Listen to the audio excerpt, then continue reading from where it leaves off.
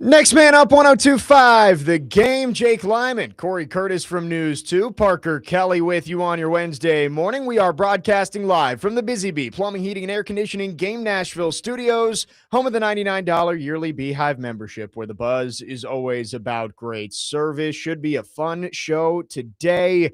It is college football week 0. We have real-life college football coming up this weekend. The Titans getting ready for their final joint practice and preseason game over the next few days against the Bears. Cory Curtis, how are you this morning?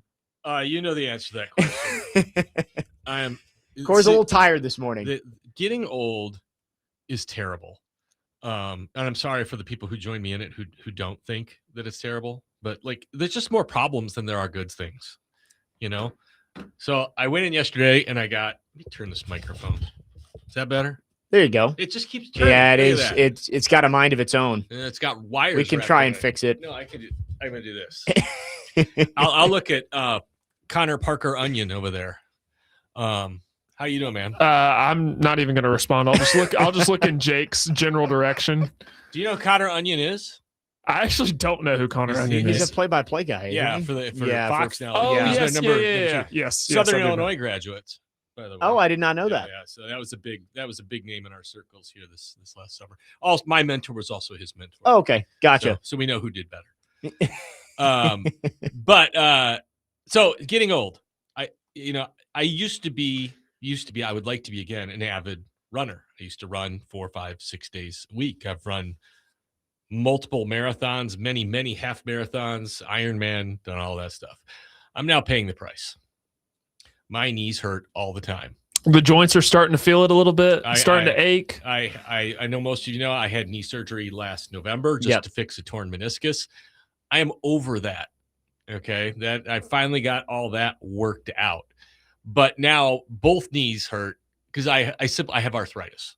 I have arthritis in both of them. It hurts at the exact same spot, and it hurts the exact same way all the time. So when I had the torn meniscus, I would go through one day I just walk wrong, and I could almost not walk. And so that's all fixed. That's why it's like this. And I saw not the X-ray. I saw the pictures inside my knee after the surgery. You could see the arthritis right there. Gotcha. And that was just in my left knee, and I didn't have it in my right knee. And then 3 months ago, it showed up in my right knee. So I went back to the doctor yesterday. He gave me a steroid shot in both knees. I feel good. The knees feel good. Yeah. However, the thing I forgot about it is, for me, it can interrupt my sleep when you get those steroid shots. And I got 2 of them. I was up till 5 a.m. Okay. I'm working on 2.5 hours sleep right now. And I'm a talking monkey. So if I say stupid stuff, I know I'm stupid to begin with. I'm more stupid today. We're all good with stupid stuff. Just FCC safe is all we ask for. So Cory's going to be even more of a promo machine today as well. Yeah, that is true. We're all going to be. I still haven't heard the one where I say I hate it. You're going to hate everyone at this station even more than you do. You're before. good for 5 to 7 good promos every time you come on the show.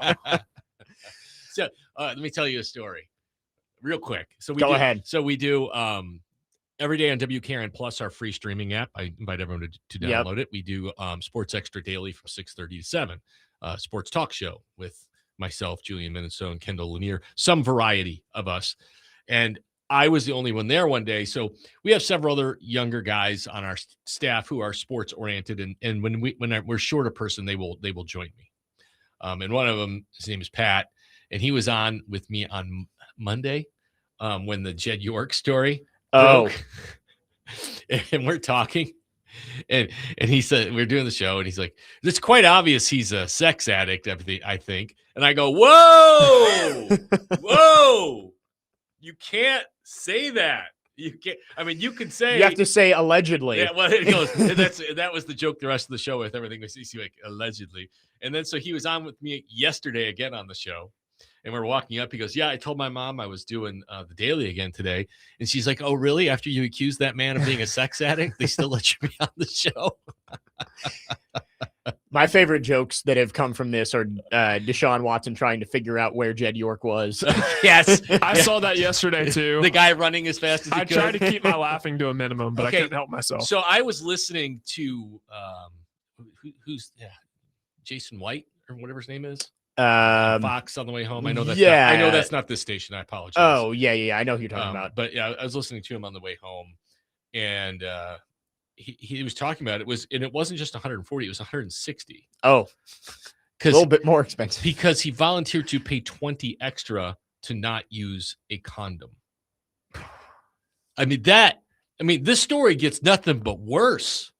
I can't believe we've made it here at 9:06 this morning. Boy, Cory said he was going to be a talking monkey today. So, well, no, I mean, look, when I heard that, I'm like, no, you're right. This is stacking bad decisions. So, you talk about practicing, stacking good days. This is stacking Brad. This guy's a billionaire. Yeah. I mean, and his life's ruined over $160. Look, I've made plenty of bad decisions in my life. No. Yeah. No. The Jed York Robert Kraft support group. I don't know when it meets, but you know what? Robert should meet more often. Robert needs to find that judge, just like all these football players find the right judge. Yeah, that is true. Because Robert found the right one. Jed needs to just go find the right one. I think they already got it talked down to disorderly conduct. Yeah, something like that. Yeah, NFL doesn't care about that. Yeah, we will talk more about the friendly judges later on in the show. Wow. I'm going to try and make this as good of a transition as we can, but I mean it's that this is about as bad as it can get. But before we get into sports, I did want to remember Dolly Parton today, shortly after we got off the air yesterday. I know, as soon as you said that, I was like, man, this is going to be a rough rough. You know what? Pivot. There is no rough pivot to Dolly. They're right. all good. I actually spent Sports Extra Daily yesterday. Yeah, we spent the first 15 minutes of the show. It's only a 30-minute show. I did 15 minutes on Dolly. Yeah. And I told everybody, I know this is a sports show. Deal with it. Right. This is the story right now, no matter what you're in. Yeah, absolutely. So, I mean, look, she, when you look at the entire world, all right, was it 8-9 billion people now? Yep. She's in the upper 0.00001% of human beings. Yeah. She might be top 100 of all time. I mean, and I put out a poll. I haven't looked at the results lately, of top 4 Tennesseans of all time. And you could put 40 different names on that list. But with Twitter, you can only pick 4. Right. So, of course, I take a lot of flack for not including this person, not including this person. But I picked the names, so I picked the names. And I picked them all for a reason. Yep. And because, and it's funny because, like, with her music wasn't even why I picked her. Right. I'm not a country music fan. I know Dolly. Yeah. I know Dolly. But the music wasn't why I picked her. It was all the philanthropic things and just like the way she unites people and the way she is just an outstanding person. Right. I mean, my daughter got Imagination Library books for 5 years. Right. My mom read those books to me as a kid. Yeah. I remember. Yeah. She drew a picture of the Dolly's multicolored coat and sent it to her in the mail. And when she donated $1 million to COVID research, helped get the vaccine through. Yep. When they had those horrible fires in Gatlinburg from those knuckleheads lighting the woods on fire, how much? I mean, didn't she like put 2,000 people through for like 2 years? I believe I heard a story. I don't know what the exact number was, but yeah, I believe it was a lot. Close to that. Yeah. Yeah. I mean, and then she had scholarship programs, blah, blah, blah. And then so there's all that. And after I put out the poll, then I'm watching. I watched a lot of Dolly stuff last night on Twitter, and I was really glad I did. Yeah. I mean, it made me sad. But also I learned more about her. I saw this big tribute by Pink at this one event, and she was talking about she had 140 charted songs. Wow. Unbelievable. That's an astounding 140. Number. Look, if she performed for 70 years, which she did, well, close to 70. She started when she was 13. Yeah, started at 13. Right. That's 2 a year. That's right. 2 a year. On the charts. And yeah. I can't remember like how many albums she released. It is just a crap ton. She even released a rock album too. Yeah. Like tried to go that route. She did Stairway to Heaven a few years ago. Well, I saw I had never known this before, that she wrote Jolene and I Will Always Love You in the same day. Like that is an insane thing to write. Yeah. Probably, 9 to 5's up there. 2 of her biggest hits of all time in one day. Growing up in Chicago, there's country music. There's country music everywhere. We had the Grand Ole Opry on in Chicago, I think, when I was a kid. It was on like Sunday nights or something. I didn't watch it much, but I knew of Dolly from that. But for me, my parents actually took the family to go see 9 to 5. Wow. Back, Yeah, like yeah. 1980 or whatever. I was like 9 years old. I'm not sure it was real appropriate for me back then. But my mom has always been good. She didn't care, because she liked Dolly and stuff. So that for me was 9 to 5. Like you tell Dolly Parton it's 9 to 5. I know there's a lot of people, like she sang a bunch of songs with Kenny Rogers that did extremely well, and those connect with a lot of people. I mean, like there's just a lot. When you perform as long as she did, as successfully as she did, you connect with a lot of different people, different generations. And the fact that, okay, you ever watch America's Got Talent? Yeah, a little bit. Yeah. I can't remember what the name of the group was, but they were 4 African-American ladies who were trying to make it in Nashville as a band. And they weren't. They were having trouble getting gigs. And they go on America's Got Talent. They sing Jolene, and they just kill it. And like they went all the way to the finals, and I think they're set now. Now they don't have troubles getting booked. Yeah. But I just, these were 4 African-American ladies from different parts of the South, and they all love Dolly. And I mean, so you can reach other people. Right. Number one, by being talented, and number two, by being a good person. I mean, by being a good person, you reach into other people's hearts, and they open themselves up to you. I think she transcends all demographics. I mean, like you said, she appeals to an older generation, but like Parker, I totally forgot. Like she did a song on Post Malone's most recent album with him. Yeah. Like it's like that is how versatile Dolly Parton was. And one of my friends texted in a group chat yesterday and said, Dolly is one of those people you kind of always thought was invincible. And every time she popped up, she's like, I'm alive. Right. I'm okay. Don't worry about me. And I think that's why it was such a big shock yesterday of just like, we didn't know she had cancer. Right. Obviously. Yes. Now there was a ride debut at Dollywood not too long ago that she was not able to make it. Yeah. And you look at it now, cause she did a remote. Right. And when you look at it now, you're like, oh yeah, you can kind of put it together. Yeah, but I guess like you said, you thought she's Dolly, right? Because like for me, I needed her for 10 more years.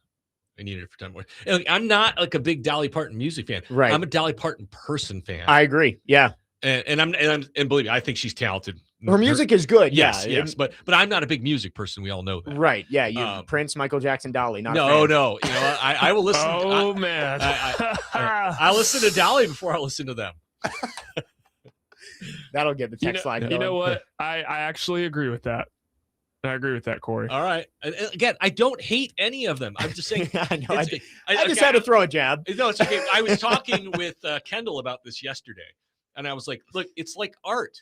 All right. I understand that Picasso's a genius, but I don't understand how a bunch of triangles and rectangles made to look like a person is genius. Yeah. I see Monet, and I love Monet. All right. Right. I see Van Gogh, and I love a lot of Van Goghs.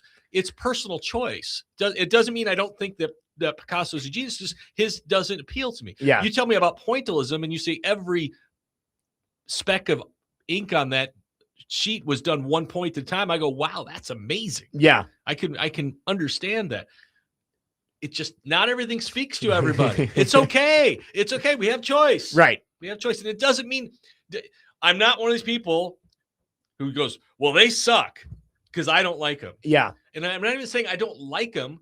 I'm saying it's just not your favorite flavor. I don't, I got 15 songs to choose from. They're not on the list. They're just not. They're not. Well, I think one thing everyone can agree on is Dolly's on the list. Whether you liked her music or not, everyone loves Dolly. Well, okay. And I know we have to go, but I want to make this point. She's, like we talked about, in the finest of humans on earth. And there's unfortunately not a lot of people who unite all of us right now. And she is it. You can't find a person to say bad thing. But when you look at her philanthropy as well, I mean, there are other people who give money, but she was a beacon at the top. Somebody needs to fill that. Who's it going to be? I don't know. But somebody needs to be that unifier for everybody. And, how do you get there? You get there through steady openness. I mean, because look, Dolly has a lot of points of view that probably aren't popular with some people. She was very open to the gay and lesbian community. She literally, people say, walk the path that Jesus walked. She did. She did. She loved everyone. She didn't judge anyone. She walked to everyone. I know there's people out there who are going to disagree with me. It's fine. It's fine. But she loved everyone. Yep. And loving everyone certainly served her very well, because that's what you do, man. And, we all need to have some more Dolly in us. I think look, it's tough to walk that path every day because nobody's perfect, but she was pretty darn close. Pick a moment where maybe you're a little less tolerant of something. And I'm going to use a corny line here and just say to yourself, what would Dolly do? I'm going to choose this moment to be Dolly, and I'm going to be loving, and I'm going to be tolerant, and I'm going to help push us together as a society instead of tearing us apart. And I'm guilty of it too. All right. That's what I'm saying. All of us. She is the upper 0.01%. She is what we should strive to be. And that's it. 100%. Sad day yesterday. Dolly Parton, somebody that brought everybody together, and it's tough waking up today knowing that Dolly Parton is no longer with us. But I agree with your point. Somebody needs to step up and fill that void, because she was one of the great unifiers when there aren't many of them still left in this world. 615-737-1025 is the phone number. We would love to hear from you. Our phone line's driven by Wilson County Hyundai, online at wilsoncountyhyundai.com. We'll talk some Titans when we come back. Jake Lyman, Cory Curtis, Parker Kelly, next man up, 102.5 The Game.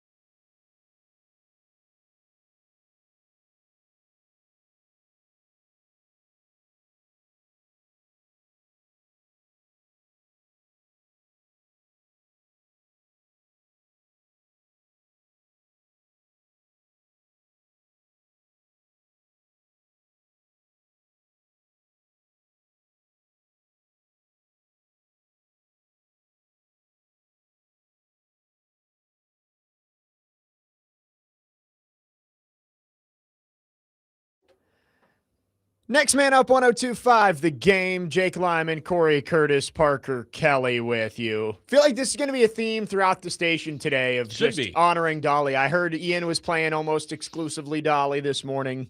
Feels like it's only right to listen to some of her music today. Parker was interested in my poll question. Yeah. The four, and like I totally understand. Like, to tell you this list, so Pat Summitt's not on it. She got tremendous consideration. Like, she was one of the first names that came to my head. Yeah. And like Wilma Rudolph was on it. She's not on it, but she was in there. And there's Tina Turner. Yeah. There's Charlie Daniels. There's Jack Daniels. Yeah. Charlie Daniels is a good one. I mean, I just looked up on like Wikipedia, like famous Tennesseans. Right. Because I want to make sure I wasn't missing an obvious one. Yeah. And I'm going to the list. I'm like, oh man, you could put four. I mean, there's, you could call Peyton Manning a Tennessean. Reggie White, lived in Chattanooga. I mean, and those are athletes. Yeah. And so I'm just going on the list. I'm like, I could put 40 people on this list. I'm gonna, and when you do this, you're gonna upset some people. But for me, I came up with 4 names I thought for greatest Tennessean, and I have my own reasons for each one of them. And of course, Dolly was first. Yeah. You recency bias, you put that on there. And this was one that I thought we get the most pushback was Elvis, because he was born in Mississippi. Born in Mississippi, but spent most of his life in Memphis. You cannot say Memphis without Elvis Presley. To this day. Right. People don't say Mississippi with Elvis; they say Memphis. Yep. So he's on the list, and then Sergeant York, and I was stunned with how many people who I had to explain who Sergeant York is.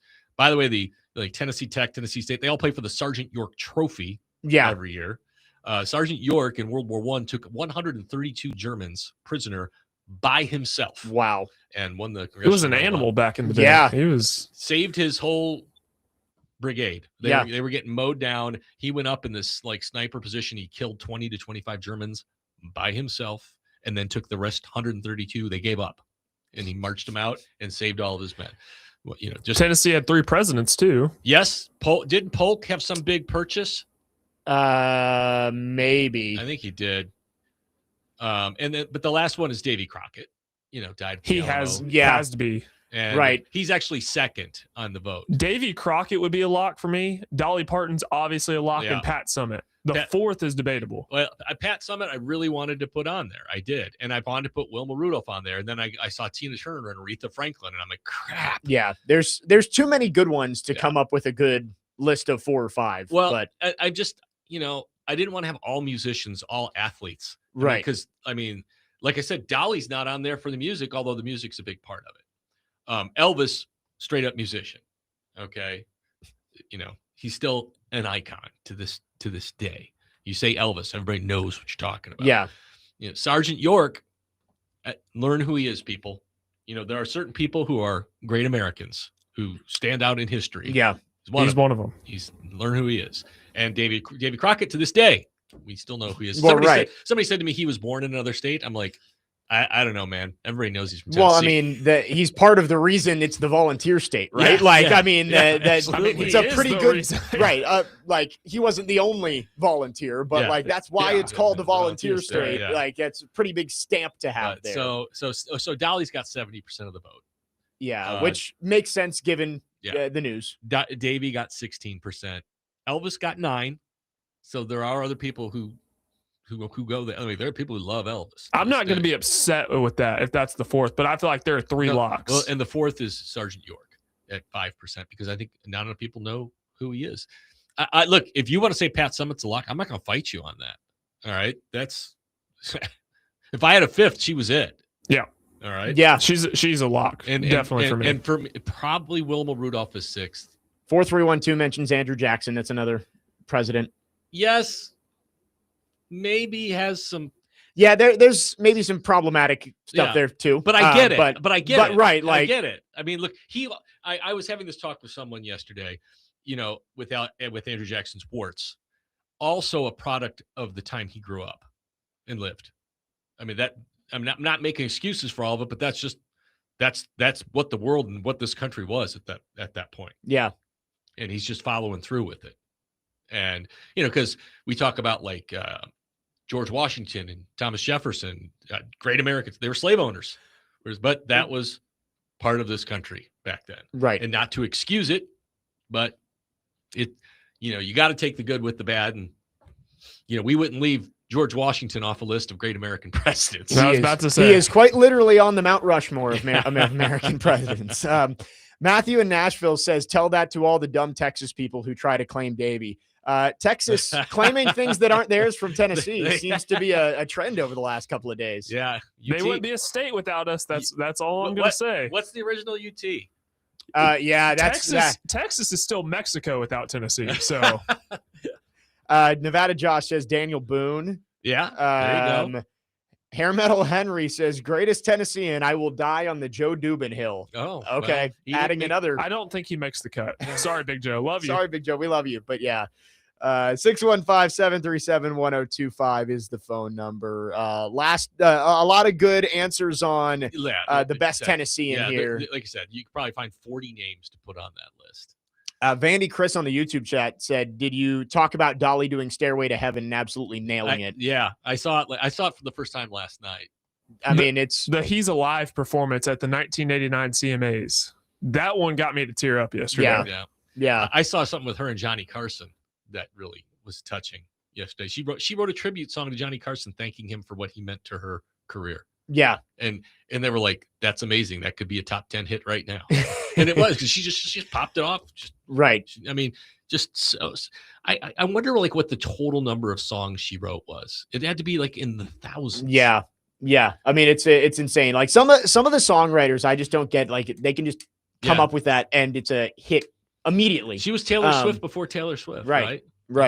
615-737-1025 is the phone number. We'll continue to take your thoughts on Dolly. Of course, sad news yesterday of her passing. Again, somebody that we thought was invincible. But we will talk some Titans coming up next. We'll get into yesterday's practice. We were both out there. All three of us were out there. Speaking of which, they will have a moment of silence for Dolly. Yes, and also flags over at the Titans facility are at half mast today, which they should be. Well, they are everywhere. Oh, okay, across the whole country. Okay, 615-737-1025 is the phone number. Jake Lyman, what you got?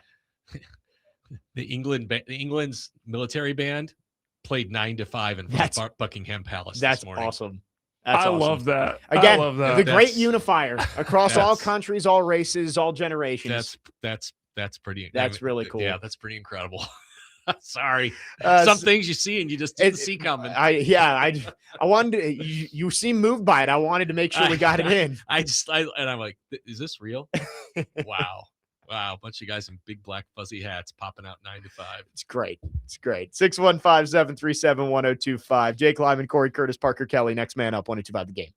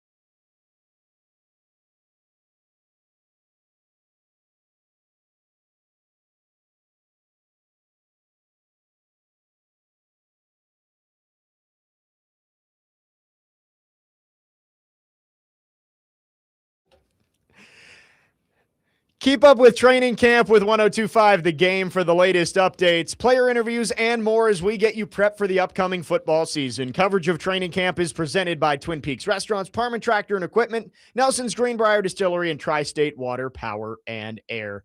The Tennessee Titans welcoming in the Chicago Bears tomorrow. Bears. Joint practice. We've got our two Bears experts in here. Yeah. I know Parker, not necessarily a Bears fan, but like spent enough time in Chicago. I root for the Bears when they're not playing the Titans. Right. So we'll get into what the joint practice is going to look like a little bit later in the show.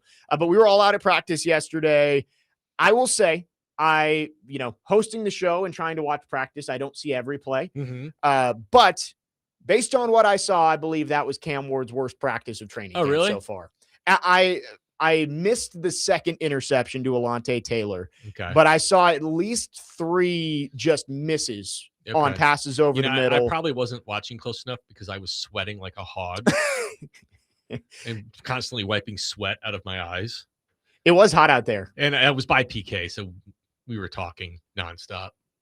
Yeah, it's funny. PK said on Robbie and Rexford this morning that he wasn't quite as attentive as he could have been yesterday. It was me, him, TD, and it might have been somebody else. Once you get into the joint practices and the preseason games, I feel like the results of those practices, no one cares quite as much. Well, the other problem is we were limited on where we can stand, and they were far away. They were on the far field yesterday, and then we got a wall of bodies in front of us, so our vision is really, really obscured. What I've really struggled with is when the joint practice against Seattle took place, and we were in the middle watching, the defense on one field and the offense on the other. It was so hard to watch back and forth. Yeah. I did not see every throw he made. I did see he made a nice throw in the red zone period to hit Wan'Dale Robinson for a touchdown.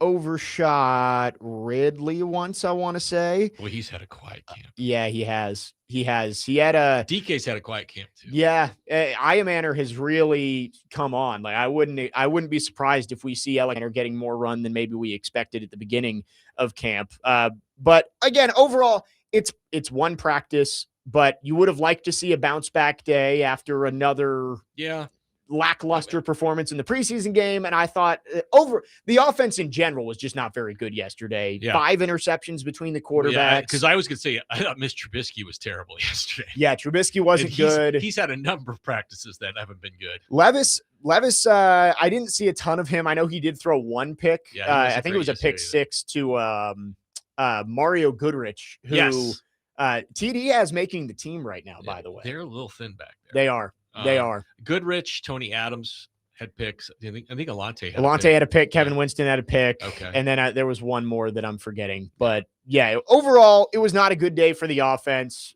I wouldn't say Cam Ward was horrible, but I do think it was his worst practice I've seen in person. And again, I'm not making excuses. Do you want to see him play better? Yes.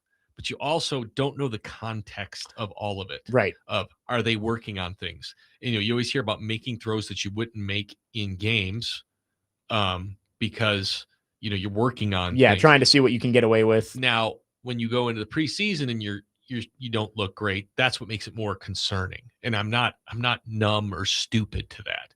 I'm just, Titans are 7-1 in their last 8 preseason games. Yeah, they are. And it's meant absolutely nothing. All right.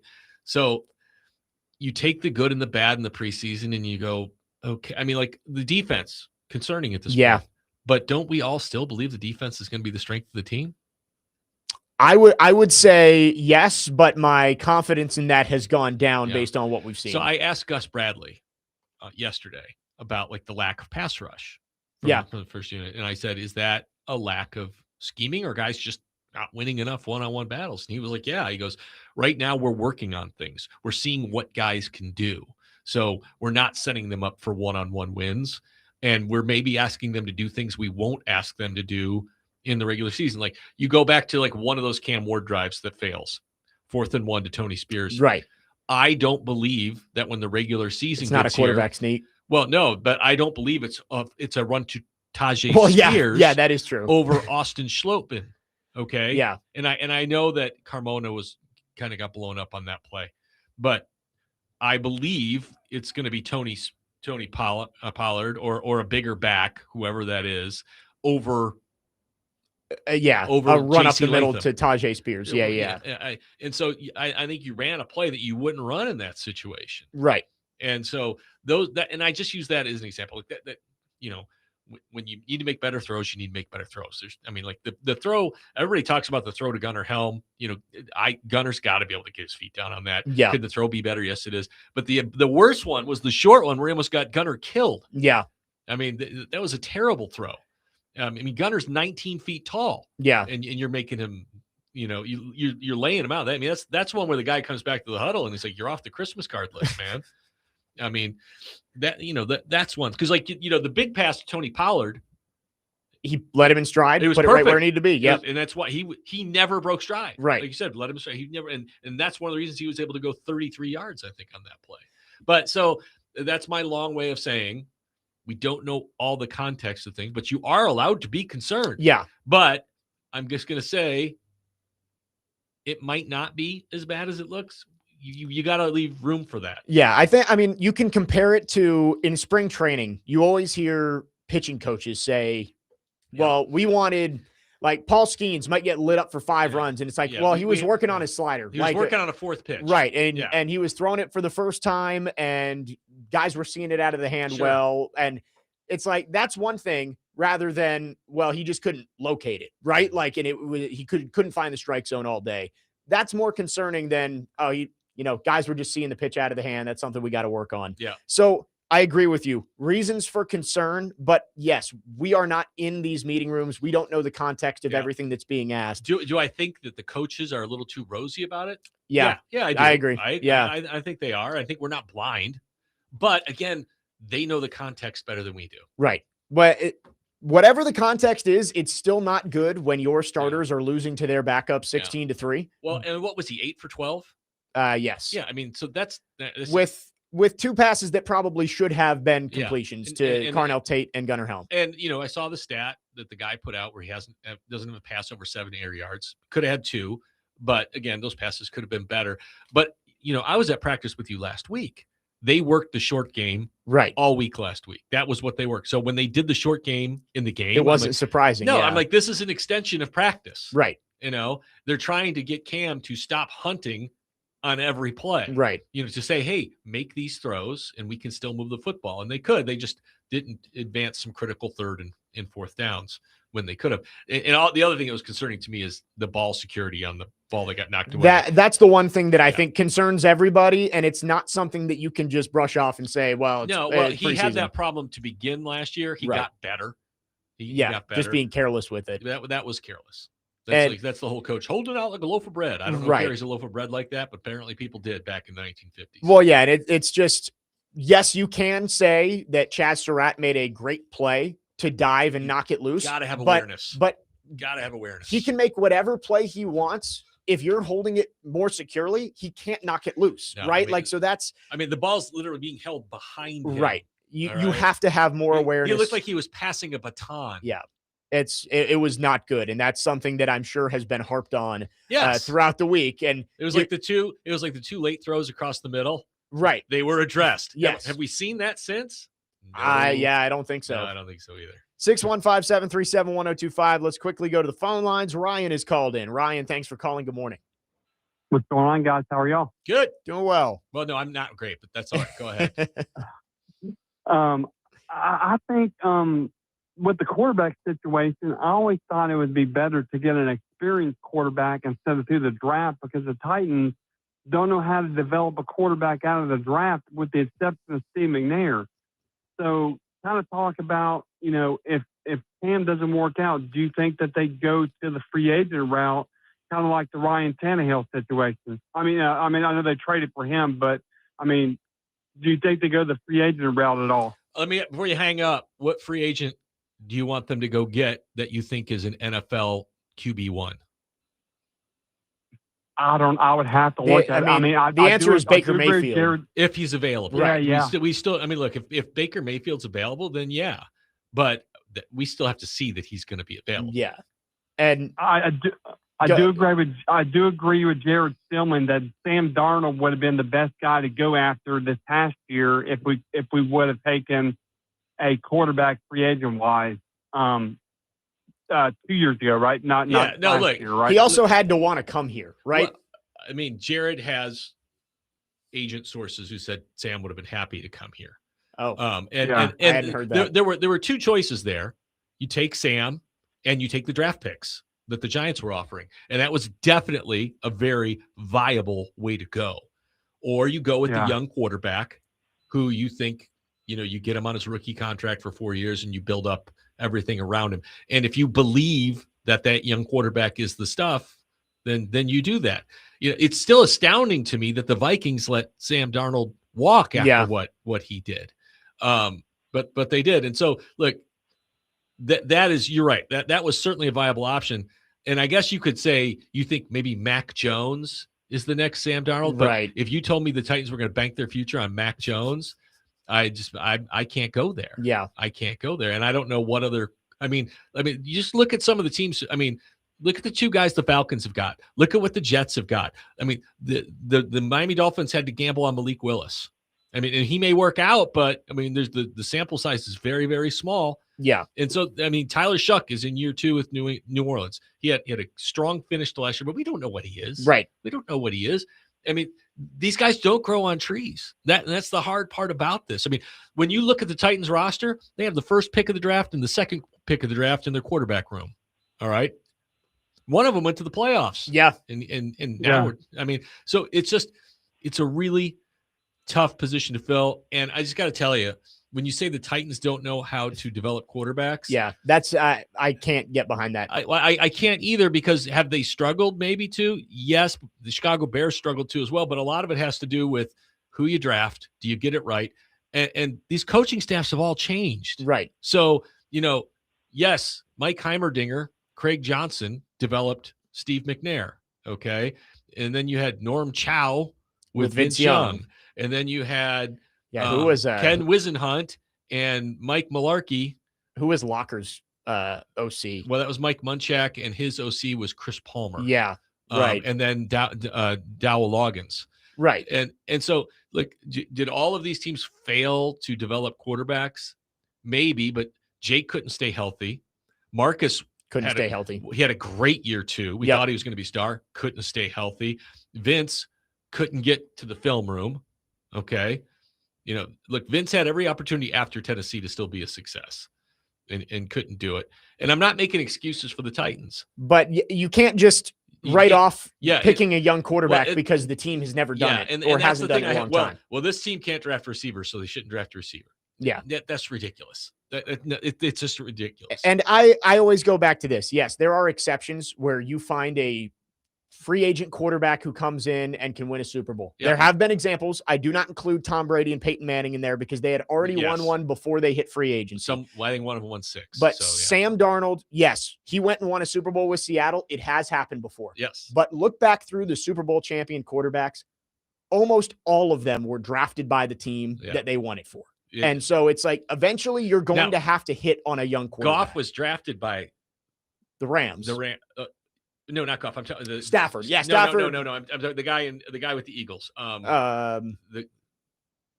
Foles. Nick Foles. Yeah. Nick Foles. Was that his return to Philadelphia? Yes. He won it? Okay. Yeah. So he left Philadelphia, came back, and won the Super Bowl. So again, there are examples of it, but he's not a starting quarterback. Right. He was their backup who came in and had a miraculous run. Yes. You look through the Super Bowl champs, most of them drafted a young quarterback and developed them into that player. It can be done both ways, but more often you find a young quarterback in the draft. Well, the Titans, it may be Cam Ward, it may not, but eventually they're going to have to do it. Look, Ryan Tannehill was a good quarterback on a team with a lot of talent around him. Yep. He had a good offensive line. He had a good running back. He had A.J. Brown and Corey Davis and Jonnu Smith. He had some good players around, and he was good in that scenario. When the roster faded back, Ryan Tannehill faded back. Yep. He was not a difference maker. Okay. And so he looked good. Sam Darnold is good. Don't get me wrong.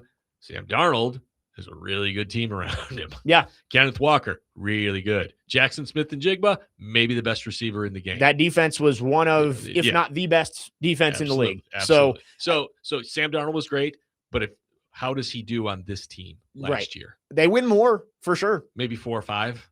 I could see them getting to 6 wins last year with Sam Darnold at the quarterback, but what does that do for you? Nothing. Right. But I'm just saying, I don't know. The draft picks is what people would point to, is that you would have had, I agree. What, 5 or 6 more draft picks? And again, because if I had voted on which way to go, I would have voted for the Sam Darnold route. I would have voted for Cam. And I'm saying I'm probably 60-40 on that. Right. Because if you believe Cam is the guy, and there's plenty of reason what you saw on tape in college to believe Cam was the guy, right, then you go with him. That's my thought was always, you got the number 1 pick. And if you're convicted on a quarterback, you take him. I agree. And so we'll see. Again, there's nothing to say that he's going to be the franchise quarterback, but he still has an opportunity to prove he is. Last year was brutal, right? Yeah. For the team. And Cam threw for 3,200 yards. Right. All right. Which in Titans lore isn't a bad year. All right. And so that's why I go pump the brakes. We got somebody the other day comparing him to Jamarcus Russell, which is that's stupid. That's stupid. That's stupid. He had Jamarcus Russell completed 52% of his passes in his career. And did he finish a season? He finished 1 season. His last year, he had 3 touchdowns and 11 interceptions. Yeah. Well, and Zach Wilson is the guy I always go to. It's just awful. Yeah. Like you watch Tim Tebow, you watch these guys and just awful. Yeah. And you're like, that's not an NFL quarterback. Right. Go to Malik his first 2 years in the league. Right. Just awful. Just looked like a fish out of water. Yeah. And truthfully, like a lot of these guys, they just need time. Yeah. They just need time. I mean, there's a reason, like some guys, they sit on the bench for 2 or 3 years and all of a sudden they get in and they look, who's the guy they just saw in Seattle? Drew Lock. Yeah. Drew Lock. He came in, he was first round pick, right? First or second? Second pick. But awful. Yeah. Awful. Right. They moved off of him quick. Yeah. Giants, awful. He's been in Seattle now. Yeah. This is 2nd or 3rd year there? Second, I think. Second year? Yeah. And I know it's a preseason game, but he looked like he knew what he was doing. Right. All right. He looked like he understood how this operation ran. He got rid of the ball quickly. It looked very systematic. Yeah. Like you want it to look. And, I'm not saying Drew Lock's going to be a starter, but you see what it looks like when a guy's got some experience. Yep. And so it does make a difference. And Cam still has some stuff that's got to get coached out of him. And is he a little stubborn with some of it? I would think right now you'd have to say yes. But we'll see what happens. 615-737-1025. We got to hit a break. We will come back. We'll get to your phones. We'll keep talking Titans, and we'll also get to some college football in hour number 2. Jake Lyman, Cory Curtis, Parker Kelly, next man up, 125 The Game.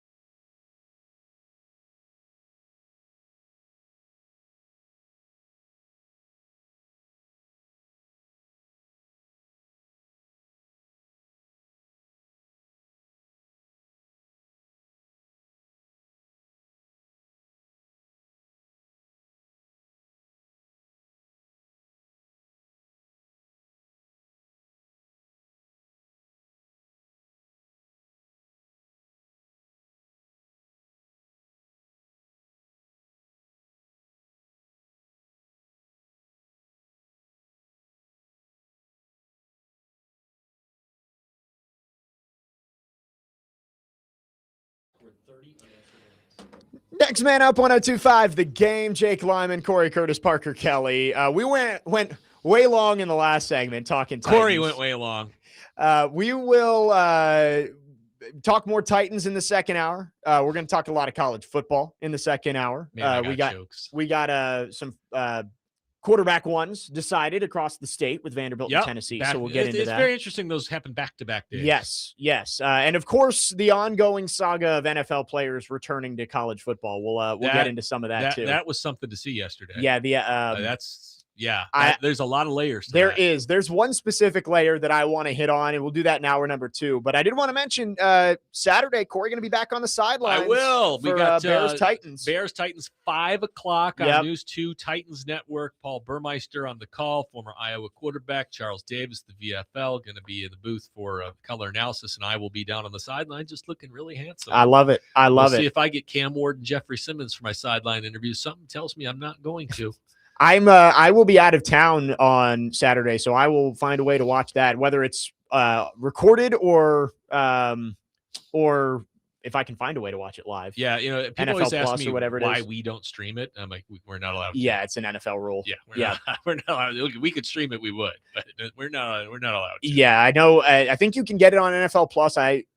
Maybe I'll get it. I'm going to be at a wedding though, so I don't even know if I'll be able to watch it. Yeah. So and we'll probably see. I don't know if we'll see the starters for the whole first half, but the Titans starters have played more than any starters in the league. Yeah. And, I think that they probably need to keep playing. Yeah, I would assume they're going to play a decent amount. It might just depend how much based on what it looks like tomorrow at practice. So 615-737-1025. We see you on the line. We will get to you coming up next. Talk more Titans, get into some college football in hour number 2. Jake Lyman, Cory Curtis, Parker Kelly, next man up, 1025 the game.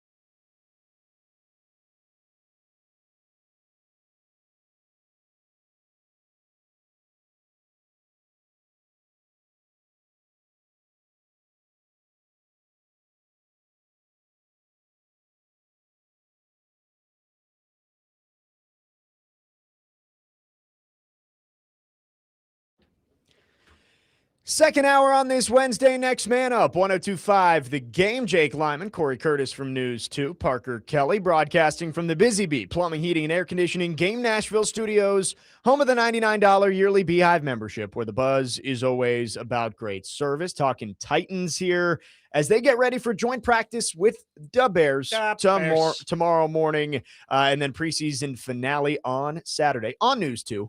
At 5 p.m. at Nissan Stadium. Let's go to our phone lines, driven by WilsonCountyHyundai.com. Dustin from Hopkinsville has called in. Dustin, thanks for waiting. Good morning. Good morning, guys. So, I called in last couple of days, and it is the same, but it's more of why. And when I talk like I do about Cam Ward or this team, it isn't because I hope that they fail or of course I want to go through another 3-win season, guys. But I do have a lot of alarms going off, and I try to hold them at bay, but there's too much fundamentals. And when you have Tim Hasselback call in and more sirens go off in your head, and then Kurt Warner say that he had to be humbled because he was doing things like he was, Tim Hasselback brought up something really good, and it's something I've been preaching, is that Cam Ward keeps running backwards. Buddy, we know you can backyard football. Nobody can run backwards and succeed. But the thing is, and he's not climbing the pocket, but the thing that really brought some light to me, because, he said that when you come up, you cause your line or your line to push guys back or push them behind you. Yes. And then they keep them at bay behind you. That gives you a little more time, but you don't need to be back there. That's over why you 4 step up seconds, in the pocket. in my opinion.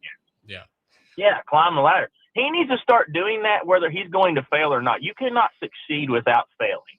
He has got some very, very bad fundamental attributes with the footwork, with the not climbing the ladder.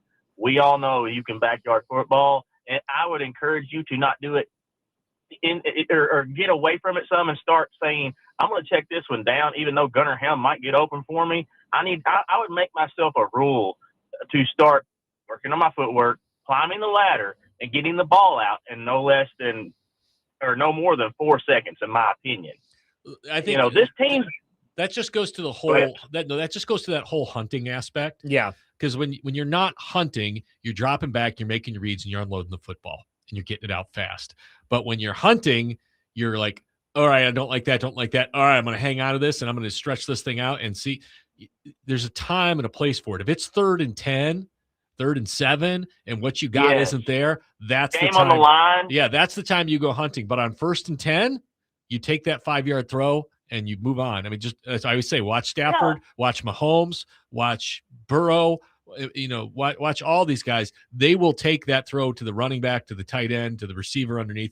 And that's your hope with Wan'Dale Robinson. And I think you started to see some of it is hitting, but they got to connect and make those plays on 1st and 2nd down and limit the amount of times. Like, you may get to a point where you could be a bigger hunter. We're not there. Yeah. We're not there. So I'm sorry to interrupt, but that I just think that's there's a bigger thing to that of time and place to stretch it out. And you're absolutely right.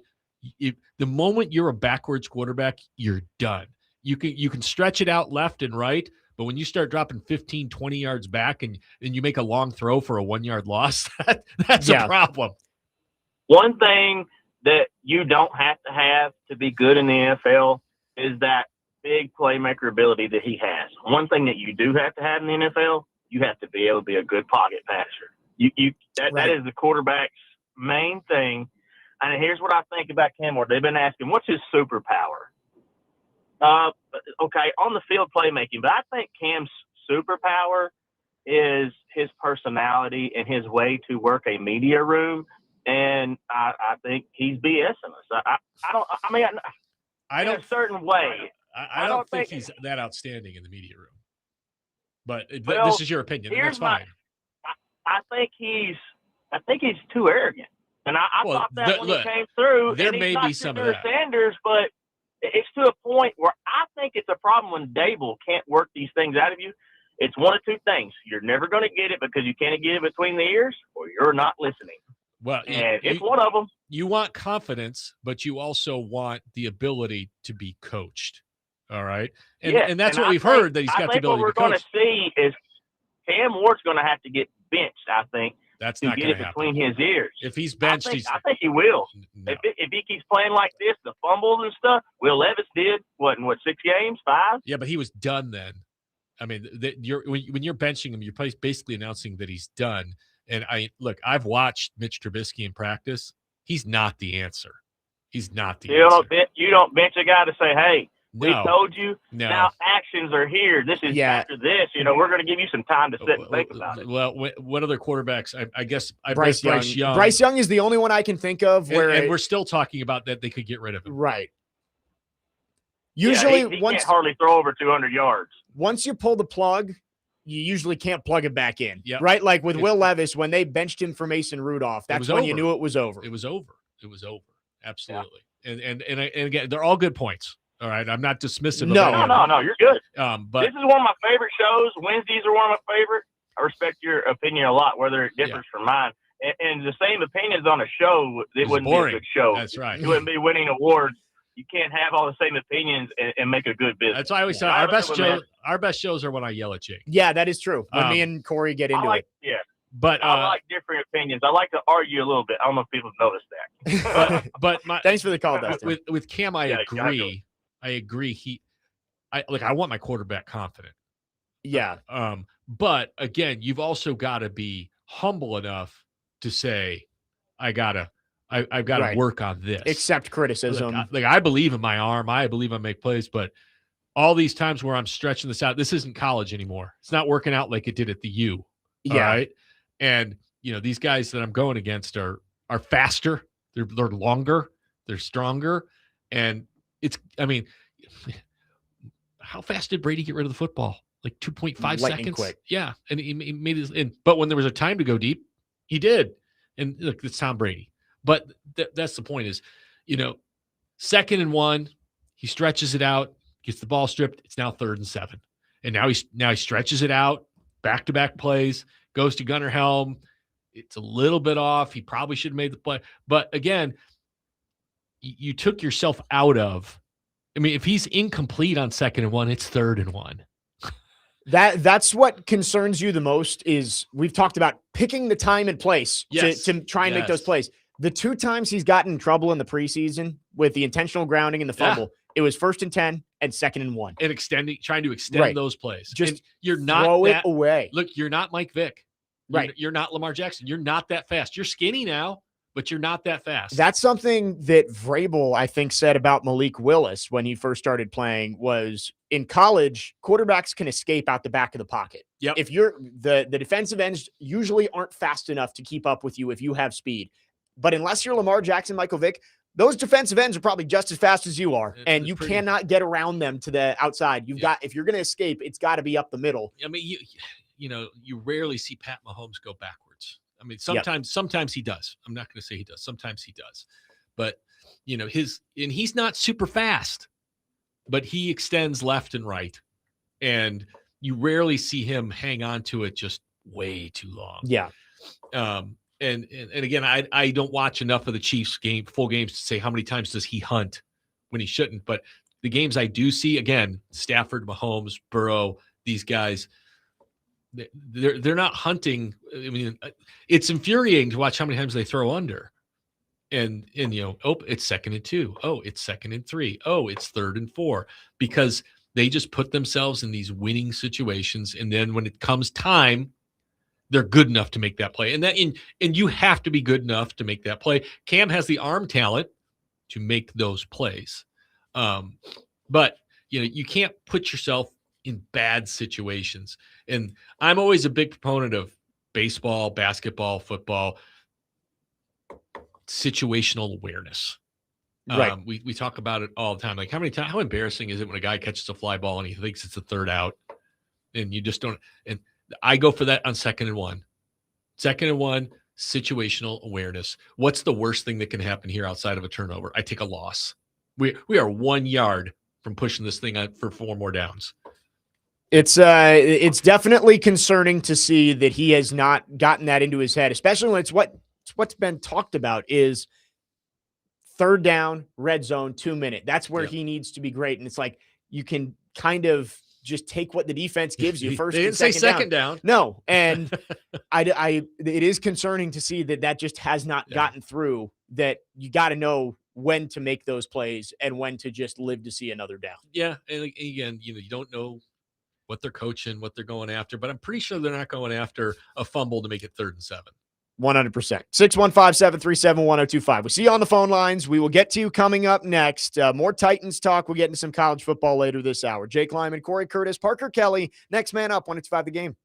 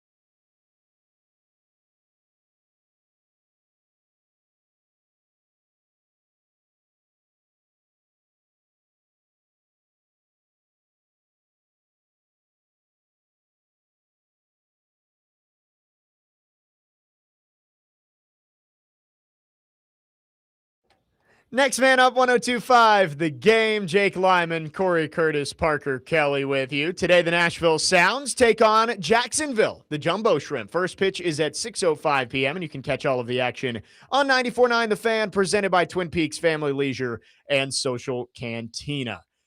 Let's go back to the phone lines. We got lots of callers today. talking Titans here. Kevin from Union. I am here. That is true. Cory brings the energy, and and people want to chime in here. Kevin from Union City has been waiting patiently. Right, Kevin, City. thanks for calling. Let's go. Hey guys. Yeah, my biggest thing about Cam Ward is I'm just trying to let the process kind of play out. That's what you gotta do. And my thing is, I just hope by the end of the season we have a definite answer whether he is the guy or not. Because I think the most devastating thing for us would be for him to get hurt or him to kind of still be questioning, whether or not he is the guy. But when I watch these preseason games, I'm not so worried about him as I am the rest of the team, like the defense. That really concerns me because the whole reason we hired Robert Saleh is because he's a defensive guy, and our defense got chopped. Yep. So that to me is more concerning than Cam Ward. I think that's a reasonable thing to say. From Sunday, yes. I think the defense was more concerning than Cam. But I also agree with him that you got to see how it plays out. Because I remember last year going into the preseason and in the summer, all the concerns about Caleb Williams in Chicago. Is he the guy? Is he the guy? He's pretty darn good last year. Yep. Pretty darn good. And again, we haven't seen Cam for a full game in these games. No, it's 2 quarters. It's 2 quarters, not even. He got into the second quarter on Sunday. Yeah, but I'm saying you didn't see 2 full quarters. Right, not 2 back-to-back. Yeah. And this all sounds like excuses, and I'm sorry if it does, but it's not. But, go back to Caleb Williams last year and look at his first halves versus his second halves. And I'm sure the stats are far different. Yeah, his fourth quarters were pretty special. Electric. Well, and what do the Titans say? Third down, 2 minute in red zone. Zone. And Caleb Williams last year, third down, red zone. Right. That's where he made his money. 2 minute. Yeah. And I agree with Kevin on the fact that the last thing you want, and I've said this before, the last thing you want from Cam Ward is he turns into Tua, where you stretch it out and you invest years and years and years trying to hope he's the guy. I don't care about the money, right? It's not my money. Yeah. But if you invest 4 more seasons with him on his rookie deal and then say, well, he's not bad enough to move on, but he's also, I guess we'll give him the extension, and then you've wasted 3 more years on it. I'm a big, not proponent, the opposite of that, a detractor from re-signing your quarterback because you're scared. Yeah, which a lot of teams do. Yeah, I mean, look at what the Giants with Daniel Jones did. That and then with the Tua, Dolphins with Tua. Yeah. You could argue Jacksonville with Trevor Lawrence, although I think he earned it a little bit more than the other 2 did. He did, and he followed it up with a better year. But even him, I wouldn't have given him the money they gave him. And again, it's not the money that I'm worried about. It's the years of you're investing and centering your plan around Cam Ward right now. Yeah. I would rather him prove he's not the guy than just be stuck in the murky middle. Again, I mean, because second half last year, way better than the first half. Yep.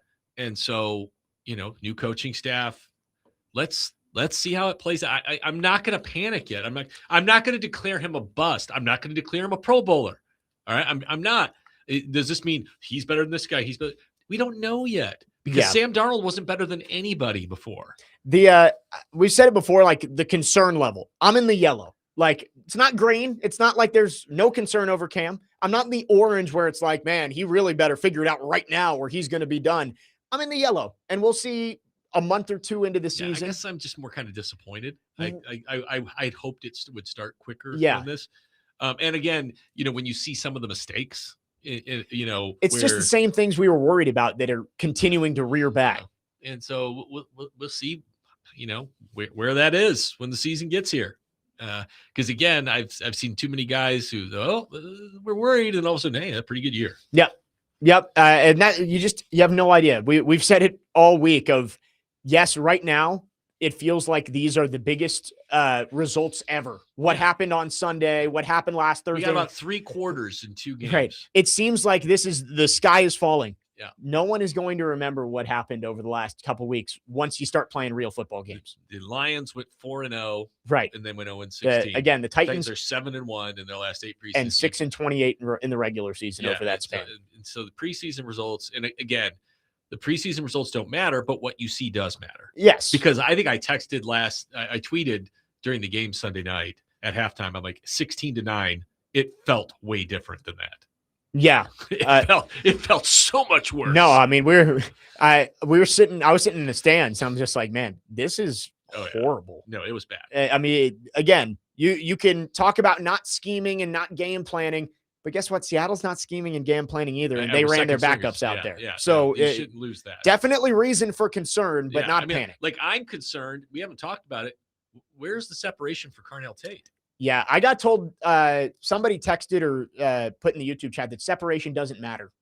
Oh, I said I'm a little worried that he's not getting separation against backup cornerbacks, and they said, look at AJ Brown. Did he ever have separation? Like, yeah, he did. He did have separation actually. At times, Now some guys are good combat catchers for sure. Right. There are different ways to win as a wide receiver, but you do have to get open. That's part of the job. And he's struggling with that right now.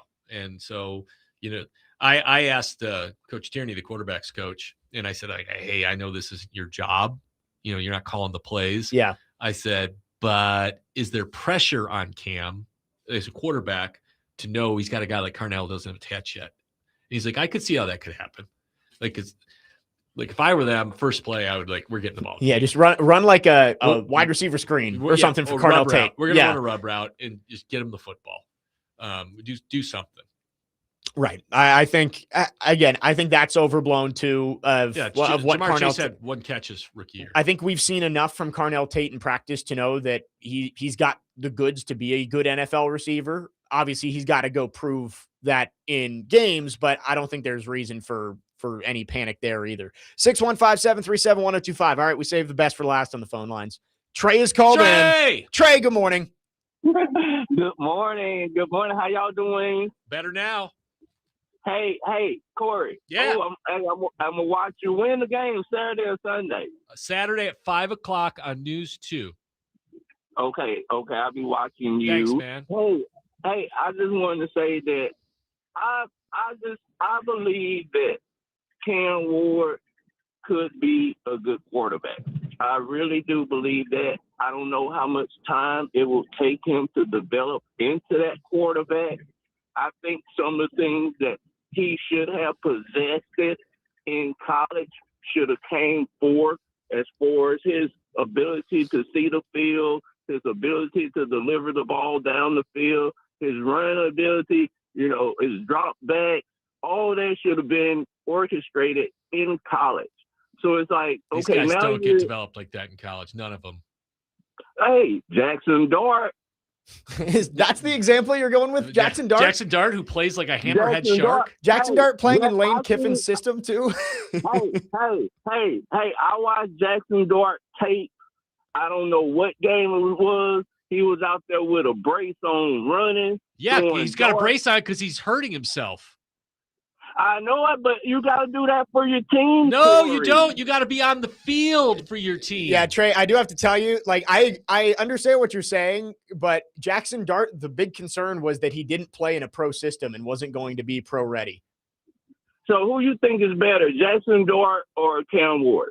I mean, I don't know if you can answer that right now. Based off of last seain, Dart's stats were a little bit better. 15 touchdown passes, 2,200 yards. Yeah. He played less games, though. Okay. I think that you need to see what they do this year before you can make any kind of conclusion on the 3 second-year quarterbacks.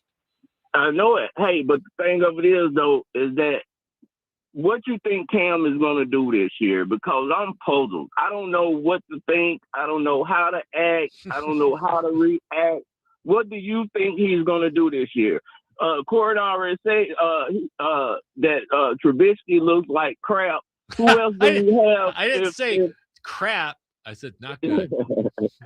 But crap. What did you say, Cory? Yeah, it hasn't been great. It hasn't been great every day in practice. Look, I don't know who leads them in interceptions in camp, but I would bet my money. It's Trubisky. Yeah. Hey, so if Cam goes out there and lay an egg, and then Trubisky is up next, what are we gonna do? We're gonna drop Will Levis, and then we're gonna go out and pay somebody $10 million to come in here to be the third string quarterback, or keep Will Levis for 2. I'd keep, unless I got something. We've had this argument before. Well, we'll talk about it later. We're probably going to disagree again. I'm not. Cory, I'm not just giving him away. I wouldn't give him away. I wouldn't give him away either. He's going to get cut. Well, and that's very possible. I mean, one of the answers from I think it was Dable yesterday about Will was asking why he was running him so much. He says part of the offense. Well, and wanting to show what he can do. Yeah. And hey, so Jay, yeah, Jay, you on that cut Will Levis train. You've been saying that for a year. I'm not the only one. Like, I think if you asked almost anybody who covers the team, will Levis be on the team on Sunday? The answer is no. I want Will Levis to stay on the team. Okay. I'm a advocate for that. Y'all know I love me some Will Levis. He don't do really much, but I think if you want to win a game or two, you got to keep him on the team, because I don't know who's gonna win the game for us, because we can't even move the ball down the field. If the Titans are down to their third quarterback, okay, number one, they're in trouble. But number two, you're not going to sign someone off the street who's better than Will. I would agree with that. Yeah. Exactly. So, I agree with that 100%. Hey, but I love y'all. I ain't waste y'all time. I love y'all. Thanks for the call, Trey. Thanks, man. Hey, Corey. Hey, Corey, I want to be your and one day. My and one? I don't get invited to anything. On the field? Oh, no. Look, if I wasn't on the sideline, they wouldn't let me on the sideline. Yeah, can you interview Trey during the game on Saturday? Yeah, I'm going to interview him from his radio. That would require Trey to show his face. He's watching on TV, though. Hey, Big Joe and them saw me. I stood in front of them for 5 minutes. They ain't give me a hug or nothing. What's the sandwich shop you saw Diego Pavia at? At Chiba Hut. Chiba Hut. I didn't go to Chiba Hut. Yeah. Maybe Julian went to Chiba Hut. Hey, I'm gonna come and meet y'all one day. Okay. Soon. Can't wait. We're gonna love each other. All right. Thanks, Trey. Thanks, Trey. Love y'all. Have a good day. You too, Trey. Thanks for the call. I've heard this not just from Trey, of the people of like, well, what if they bench him for Trubisky? I'll tell you right now, and I think I heard Joe say this yesterday, Joe Rexrod, if Cam Ward gets benched this year, you're seeing way worse football than you've seen from Cam Ward so far. Like, what you've seen so far is not enough for him to get benched this year. Oh, absolutely not. No, like, even if he looks like this in the season, I still don't think he gets benched. No, I mean, look, like I said, I've seen awful. Zach Wilson is awful. All right. I mean, like, I know what, when I watched, Will struggled. I mean, and he just made, the thing with Will is he made bad decisions. And he still got 14 weeks to prove that he was the guy. I'm looking at Jackson Dart's numbers here, and he threw 63%, which is better. But then you say, who did he beat? Because they won 4 games. He won 4 games. The last 2 he beat Vegas and Dallas. Dallas was terrible. He also, they were in the game against the Broncos. Actually, they were winning, and he completely blew it with a horrible pick. So, and look, he lost to some good teams, lost to New England, lost to the Bears, lost to San Francisco, lost to the Eagles, beat the Eagles 2 weeks earlier. And like, I don't hate Jackson Dart. I hate the way he plays. Yeah. And I think, where they got him, that's a good pick. And I know, like, it's easy to say, oh, Dart's better than Ward right now. That's like saying this turkey tastes better than this turkey after an hour in the oven. Right. They're both still raw. I think, yes, if you asked just based off of last year's performance, who played better, I'd probably say Dart over Ward. Played better last year. Who is the better quarterback? We have no idea yet. Nope. And look, Jackson Dart may turn into a Pro Bowl level quarterback. I'm not watching him at practice every day. Right. He's got Brian Callahan teaching him how to play the position. And Matt Nagy. He's freaking loaded over there. What a staff. It's interesting. 615-737-1025. Appreciate everybody calling in. We've gotten some good phone calls. Well, popular. Yeah, I know. Corey just brings all of the listeners. They all want to chime in. Yep. Let's pivot. Angry middle-aged men love me. I mean, it's something, right? Let's pivot. We'll talk some college football. I want to get Corey's thoughts on the quarterback decisions made by Vanderbilt and Tennessee, and we also need to get into the SEC and the Big Ten banning pro players from coming back. I love that. All the aftermath that's going to follow. 615-737-1025 is the phone number. This Friday, come hang out with us at T-Line in West Nashville as we celebrate 1025, the game's 15th year of being on the air. Also, we have gifts that will be giving away every hour starting at 6 a.m., including Preds tickets, Vandy tickets, concert tickets, and more. Plus, if you want to stop by T-Line and get signed up, you have a chance to win Nashville Predators season tickets. For more information, visit thegamenashville.com/birthdays. And of course, we always appreciate all of our sponsors of the game birthday celebration. Jake Lyman, Cory Curtis, Parker Kelly, next man up here on 102.5 The Game.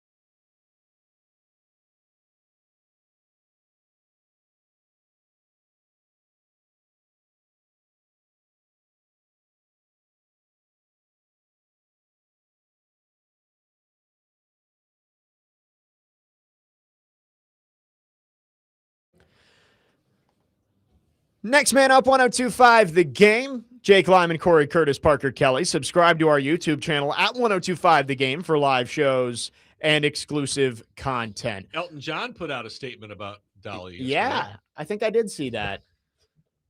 Elton's Mick Jagger did as well. Yeah, I mean, I feel like the whole world had to address it in some way. Yeah, well, it's just that's why I say she touched everyone. Right. Let's turn the page here quickly. We'll get back to the Titans again. Joint practice and a preseason game with the Bears coming up over the next few days. We have again our resident Bears experts here, so I do want to get your thoughts on that. But I did want to get into the quarterback announcements we got over the last few days. Let's start with Vanderbilt because I think that one was more surprising, of course. Yeah. Blaise Berlowitz going to get the start against Austin Peay, as Pete Thamel reported. Blaise knew that was coming.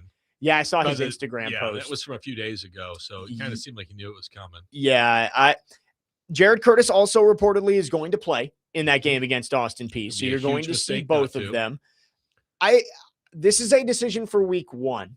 We do not know what Clark Lea's long-term plan is for the quarterbacks. When you bring in a recruit like Jared Curtis, they have a long-term plan. I'm 100% sure of that. It's just going to be interesting how they massage this because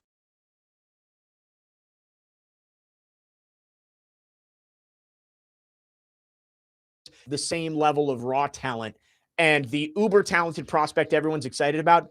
Just because you named Blaise Berlowitz a starter doesn't mean the QB competition's over, right? Like, this is going to continue into the season because I feel like it's probably a matter of when, not if, Jared Curtis becomes the starter. Well, I mean, if Jared Curtis is better in this game than Blaise Berlowitz, he starts against Delaware, probably. That's kind of what everybody feels like, except for Diego Pavia, who tweeted out that Blaise Berlowitz is the man. Well, yeah, I mean, they were together for at least 3 years. Well, they transferred together here from New Mexico State. Yeah. Because this would be Diego's 3rd year, and it's Blaise's 3rd year. Right. So they came over here together.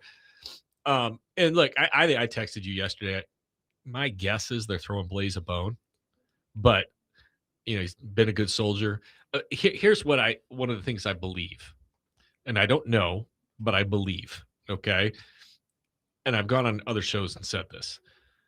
If Blaise Berlowitz was that good of a quarterback, the moment that Vanderbilt signed Jared Curtis, he would have been getting offers in the portal. And maybe he did. Maybe he did, and maybe he turned them down. Yeah. But if he was a starting SEC quarterback, I feel like somebody would have paid him to come and say, you're our guy. That's fair. And that didn't happen. And I don't know how much he's making at Vanderbilt. I don't. Maybe he's making good money. Maybe nobody else offered him more. I don't know. But I just that's one thing that stands out to me, that he stayed. Because how many? I mean, you say, well, George McIntyre stayed. Well, the other guy didn't. Okay? Yeah. What was his name? Parker. What was the other quarterback from Tennessee who transferred? Brian Staub. Yeah. Yeah, I mean, you see this all the time. Big recruit comes in, but I'm out, and so you're right. It's for this week, and maybe the next week it's the same thing. Maybe we'll see, but I just think it's foolish to think, well, Blaise Berlowitz is the guy for 2026. Right. I think with Jared Curtis, he might just need a little more time to make sure he's ready. My thought process was, if it's close, go with Curtis. Absolutely. Because you need to see he needs those reps to get ready. Yep. And if he's going to play, we don't know how long he's going to play against Austin Peay. Like Clark Lea, I'm sure will be able to shed more light on this the next time he speaks on what the actual plan is. But I think there was a lot of overreaction from some Vanderbilt fans yesterday. I think it's panic. Why didn't he win? Yeah. Right. Yeah, I guess that's true. It's like if he's that good, he should have won. Yeah. I mean, I was out there for one scrimmage and the spring game, and I thought Curtis had some good moments. I thought Berlowitz had some good moments. I think I saw Chris Lee mention this yesterday, who I think he's Vandy on SI or one of the outlets. He said that it wasn't like this was Curtis was running away with it and Clark Lea just decided to go with Blaise Berlowitz. Like, Berlowitz is a solid quarterback. You just have to kind of wait and see what Clark Lea's going to do with this long term. It's a decision for more than a week that he has to make. But my thing is, if you're going to slow play it and you plan on starting Curtis later in the season, do you really want to first start to be at Auburn or Georgia? That was always my thought process, is how long do you wait before putting him in? Because if you wait too long, you're throwing him into the fire. Well, we talk about like NFL players like Jackson Slater, making the double jump. He went from mid-major over the major to the NFL. So he's making a double jump. And Fernando Carmona transferred to Arkansas for a year. So he made that jump, then made the jump to the NFL. And Jared's making a jump from small private school to the SEC. So playing Austin Peay and playing Delaware gives him a chance to make that next jump. Yeah. Before he jumps you get to wade into the water instead of having to jump right into the deep end. And so that's why we'll see how many snaps he gets in each of those games.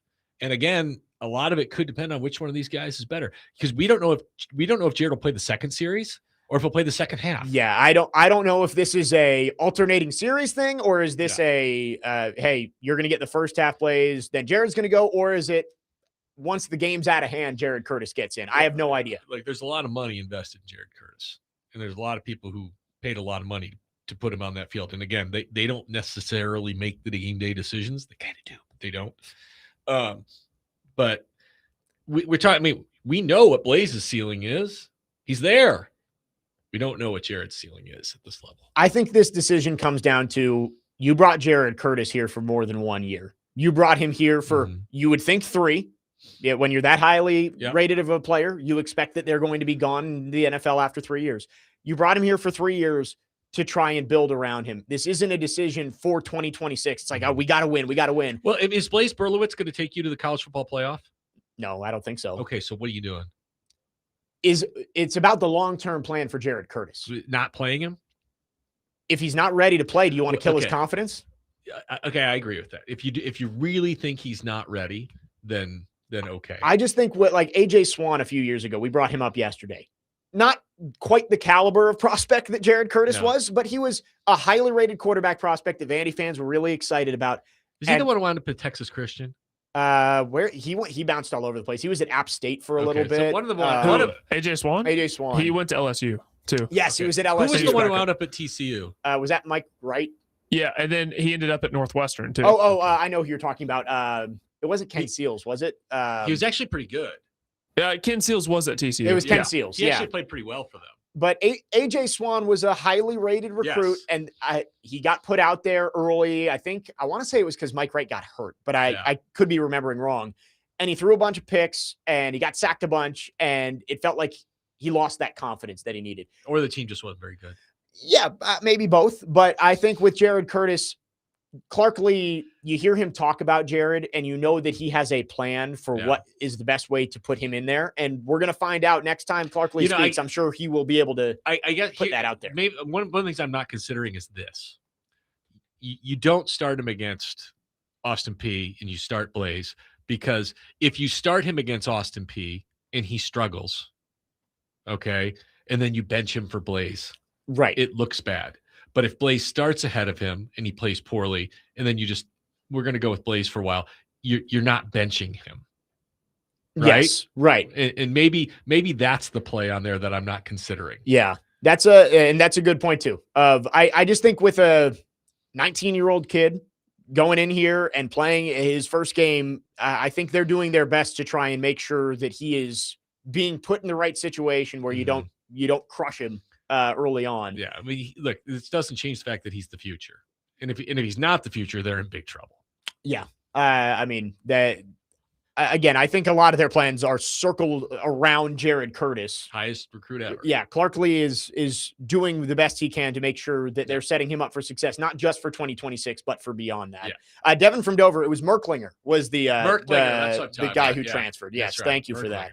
Let's talk Tennessee. They're going with Faizon Brandon. We'll do that coming up next. 615-737-1025. Jake Lyman, Cory Curtis, Parker Kelly. Next man up. 102.5 The Game.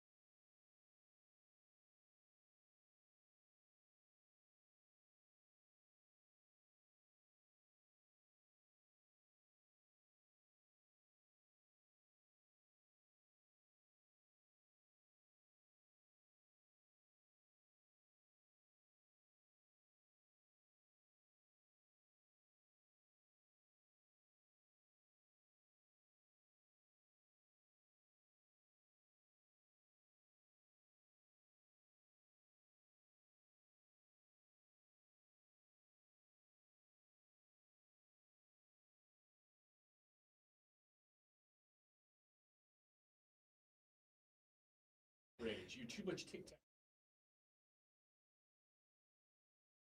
Next man up, 102.5, The Game. Jake Lyman, Cory Curtis, Parker Kelly with you. Finishing up the second hour on this Wednesday. Just talked about Vanderbilt's decision. Blaise Berlowitz going to start against Austin Peay next Saturday. I like my last part of that I just stumbled upon better, and probably am embarrassed that I didn't come across it sooner. What? You don't want to have him struggle and have to bench him? Yes. Yeah.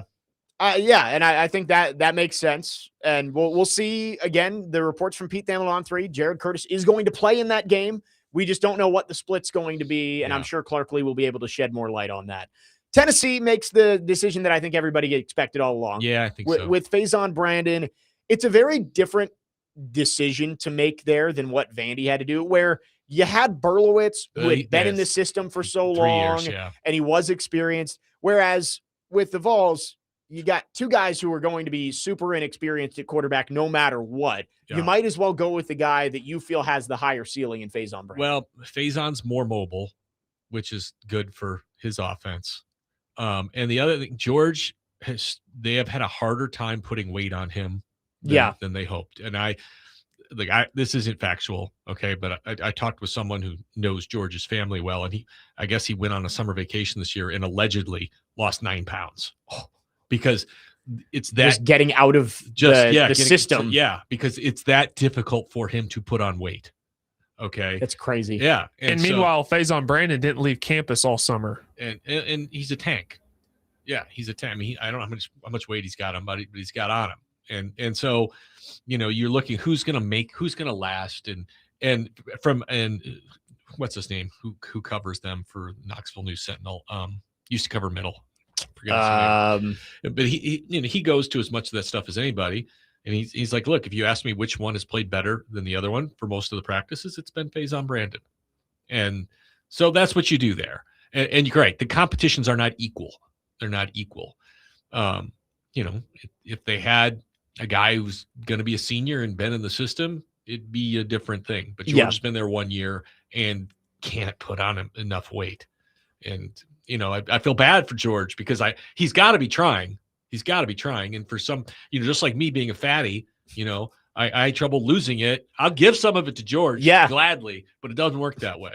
I think a lot of people would. A lot of people would be like, hey, take some of my weight. Yeah. It's in life, it's not a bad problem to have that you can't put on weight, but in SEC football, it's going to get you in trouble. He's pretty thin. Tennessee also got some good news yesterday. Arian Carter's suspension reduced down to 1 game. Let's talk about this. Yeah. Let's talk about this. So you reduce it for a second time. Yeah. You double down and say, yeah, we screwed up, but we're still going to suspend him for a game. He still messed up. You still look, if the SEC wanted to suspend him for a game, I could go with that. But the NCAA can't, because now they're letting NFL guys who signed NFL contracts, got signing bonuses, got money, come back and play without missing any time. But you're going to punish a guy who had a plane ticket paid for. And then repaid it. Yeah. This is why no one respects the NCAA, because they're stupid. Well, it's everything going on with college sports right now just lacks common sense. There you go. There's the drop. He's already working on it. There's just no common sense going on right now. This was the conversation we had with Brendan Sorsby of common sense needs to win. We're going to suspend him. We're going to stick to our guns. And right now, with everything going on, it's like, you've got guys who Daquan Wright was running routes and warm-ups in a Cleveland Browns jersey on Saturday. And signed a contract, got paid. Asked his coach to ask the Browns to cut him so he could go back to college. Just ridiculous. But Arian Carter repaid for a plane ticket. And he's still, but $400. But it is still, it's funny. It's like, bucks. You messed up. You can't play against Furman. Yeah. Well, that's their way of saying, okay, well, we messed up, but we can't look completely weak and just get rid of the suspension. So you can't play. You know what? That would have looked good in light of the recent court's decision. We are waiving the suspension for Arian Carter, because it holds no merit now with where the legal system Well, is. I think the NCAA wants to push back on that as much as possible. Yeah. And if you use that as a reason to get rid of a suspension, that's probably not going to look very good. But well, they don't look very good anyway. So. Yeah. But with Tennessee, it's good news. At the very least, you're going to have him back for the road game at Georgia Tech, which that was the one you were worried about. I completely agree with that. But back to the quarterback situation. Everybody's been like hand-wringing, and I'm like, whether it's George, and like I said, he's got problems putting on weight. These are both 4 and 5 star. I mean, I know George was kind of 4 and 5. Yeah, he was some borderline 5, yeah. But I mean, these are 2 talented guys. So whichever one you choose should be pretty good. Yeah. Now, Faizon's like Jared. He doesn't have the experience. He came in at the same time. And so, is he ready? We're going to find out. But, nobody expects Tennessee. I guess I don't expect Tennessee to be playing in the college football playoff anyway. So this is a developmental year for next year, in my opinion. I could be very well wrong. I understand that, but that's what I expect. Yeah, Vandy and Tennessee might be going about it different ways, but I do think that Tennessee's got a lot more experience with this level of recruit. Yes. Vanderbilt does not. And I'd say the roster at Tennessee has more talent on it right now, but I think you are approaching this year the same way of this is not a year that you're probably going to be in playoff contention. And I know they're not saying that in the locker rooms, but I think in terms of a program building aspect, this is not a year that they expect to be, hosting a playoff game. But with these young quarterbacks, you can put yourself in a position heading into next year where you feel like you're closer to that. Yeah. Well, yeah. I mean, you're going to find out what Faizon Brandon's got. Yep. All right. And look, I think we all expect George to enter the portal next year? Would be my guess. Yeah. I mean, yeah, I think so. Right. Teams love to take chances on former highly rated recruits, even if they haven't shown anything. Well, I mean, like South Carolina is going to lose Lenora Sellers next year. Yeah. I don't know who they got behind him. Miami's always in. South Carolina's secure. They got Aaron Nolan. Yeah, who's they do have a Aaron five-star. Nolan. Yeah. Because they do for now until Shane Beamer gets fired. Possibly. But so like there are other teams that don't have somebody. And maybe it's not it's Power 5. Maybe it's Power 4. Maybe it's I don't know. MTSU has been suggested to come back home. But they've got why am I blanking on his name? Roman Gagliano as their quarterback, who I know they're excited about. First change they've had in a while there. Yeah, Vadiato's been there for a long time. Yeah. I don't want to get in the middle. Well, no, it's because I'm not going to have a lot of nice things to say. I mean, they are where they are. Yeah. And ESPN put out their tiers. They were in tier 8, or Derek Mason was in tier 8. Yeah, they were in the last tier. I mean, and that was not flattering. No. And does anyone expect Middle to win more than 4 games this year? I haven't looked at their schedule in depth enough, but do you care what the schedule is? Yeah, I would probably say no. And look, I hope they do. Yeah. I like the people over there. I wish the fans had more to cheer for, but you've had 2 years with Derek Mason that have both been disappointing. And now he's got new people in place, and maybe he's got the right people in place this year. And with the portal, if you hit it right, maybe they get a dramatic things turnaround. can change quickly in this era of college football. Yes, they can, and I hope for them that they do. But it's hard to be excited about it right now. I'd agree with that. 615-737-1025 is the phone number. We touched on it a little bit, but the craziness going in college sports, we have to dig in deeper. Yesterday, Lane Kiffin goes on Pat McAfee and defends his decision to bring back Daquan Wright and Xavier Harris. Later yesterday evening, his president at LSU votes to punish anyone who brings back pro players. We'll get into it coming up next. Jake Lyman, Cory Curtis, Parker Kelly, next man up, 102.5 The Game.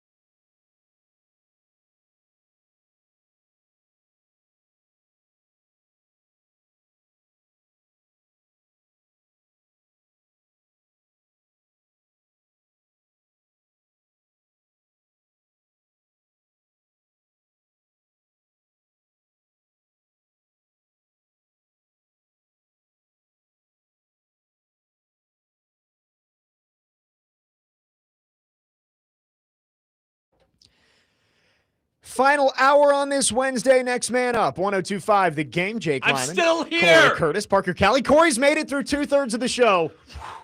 We're almost there. 2 cups of coffee. We're going to have some fun here in this final hour. Yeah, oh gosh. We get the drops ready. Yeah, I think we'll get some good ones here, Parker, so stay ready. We are broadcasting from the Busy Bee Plumbing, Heating, and Air Conditioning Game Nashville studios, home of the $99 yearly Beehive membership, where the buzz is always about great service. Wow. So to recap the last couple of days, and right now they're talking about it on Pat McAfee, which is kind of hilarious. So over the last few days, the LSU Tigers, not only in football, but in men's basketball as well, have brought back professional players. Daquan Wright asks for his release from the Browns to go back to LSU. Xavier Harris was cut from the Saints. He's going back to LSU. Lane Kiffin yesterday goes through this whole thing of, if I didn't do it, somebody else would have. It's like Nick Cage in National Treasure of like, I'm going to steal the Declaration of Independence to try and save it because someone worse would have done it. And then after the Big Ten sets and they pass a rule that bans former pro players from coming back, the SEC follows suit. And they had to be working in lockstep. Right. I mean, all 4 major conferences are going to do it. The funniest part of it, though, is it was unanimous. 16-0. So that's what Pete Thamel says, 16-0. So Lane Kiffin goes to his press conference, his media availability, and defends himself. He goes on the Pat McAfee show and defends himself for 30 minutes. And then his president votes to punish him for doing it. Like, I don't understand. Look, I thought Lane's defense of it, if I don't do it, somebody else is going to do it, is horrible. It's horrible. All right. And again, we're not talking about a guy who's a difference maker. All right. If he was a difference maker, he'd make the Browns. All right. So he knows he's not making the team. That's why he asked to get released. And so this is my next best option. I'm going to go back to LSU. He's a good player in college, and he's obviously not an NFL player at this point. But why is it that important to bring that guy in? Especially they have what, like an all SEC tight end coming back, or like a guy who's expected to be Trey'Dez Green is supposed to be really good. You've got these guys who've given you their entire spring and summer. Yeah. To be in this position. And now you're going to bring this guy into the last second and say, oh, well, he's going to play over you. Yep. I mean, I'd be like, dude, I don't want to play for you. You're jackwagon. Come on. And I don't hate Lane, but he can't get out of his own way. He's one of these guys that he gets back and he starts to make some good graces for himself. And then he shows who he really is. Yeah. And he can't get out of his own way. And my message would be, Lane, you don't need him. If he is the difference for you, your team is not that good. He's a tight end. He's a tight end. All right. And he's not going to start. Why do you have to do this? You don't have to do this. And also you could say, you know what? Other teams may do this, but we're not going to. We're going to stand on the moral high ground on this one. I make $13 million a year, and they're not going to fire me right now. I said yesterday that Lane Kiffin, Will Wade, Kim Mulkey, all at LSU, they have no problem being the villain because that's already their reputation, right? Kim like, Mulkey, yeah. The Kim Mulkey stuff for the last couple of days is kind of crazy. But they're all already villains. There is nowhere for their reputation to go. So it's like when Lane Kiffin does this, he doesn't care because it's not going to change. Lane was back.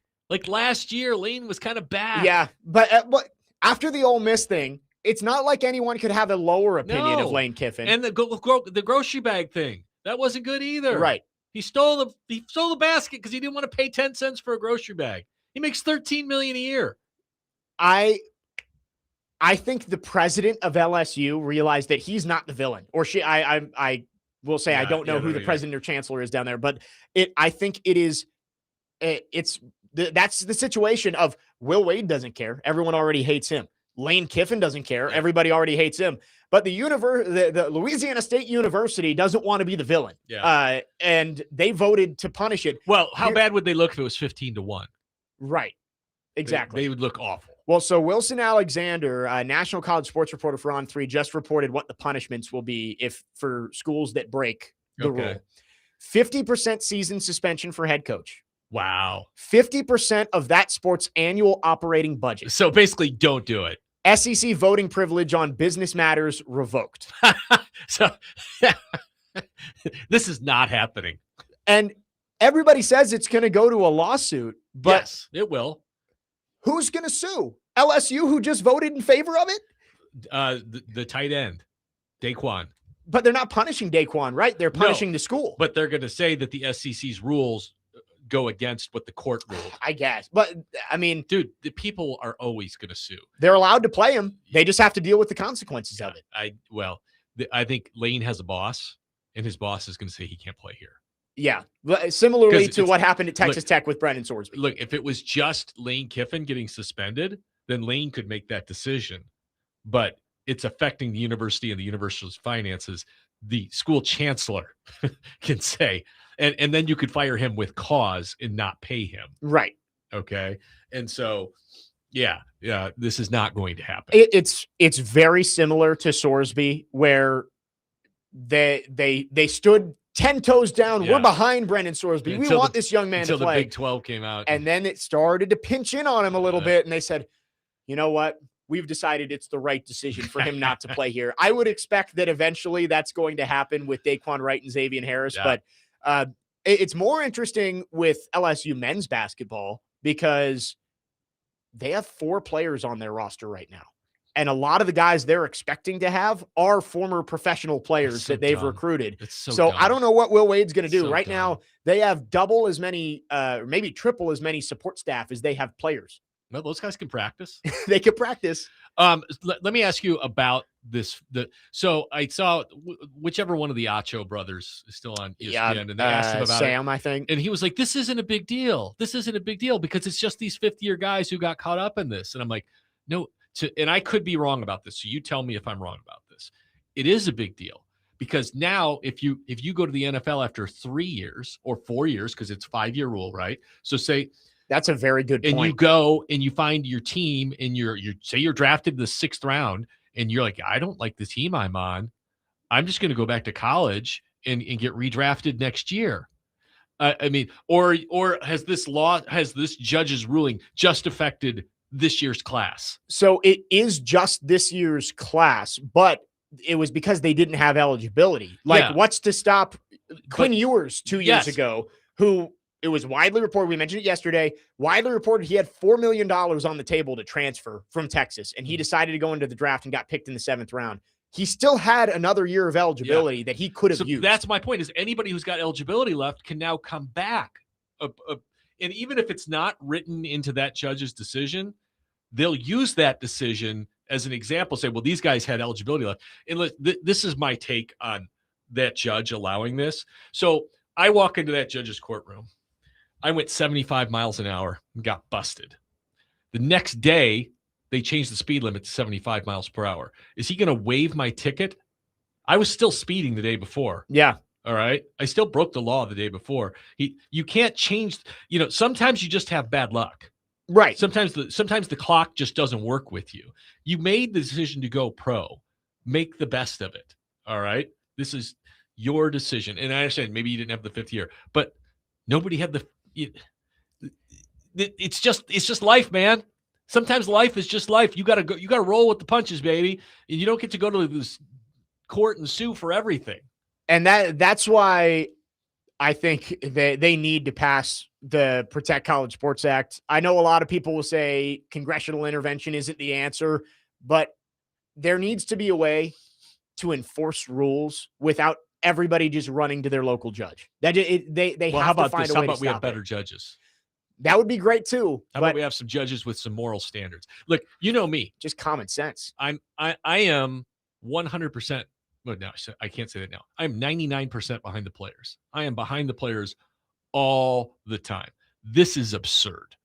It's like the Sorsby thing was absurd.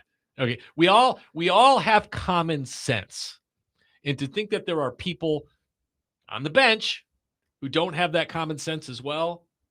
And again, I'm sure they're going to be, what do you know, Corey? You're an idiot. You watch sports for a living. And I'm like, yeah, you're right. But I'm sure there is legal standing in some of these arguments, but it's only because the NCAA doesn't have, they have no big stick, right? Well, they've blown it. And that's what I say. The NCAA has blown its ability to govern reasonably because they governed so completely unreasonably for so long. Yep. They have put themselves, every bad decision that comes down the line is no one's fault but their own, because they have put themselves to go to court and lose over and over again, when all they had to do was just simply not suck as bad for as long as they did. Yeah.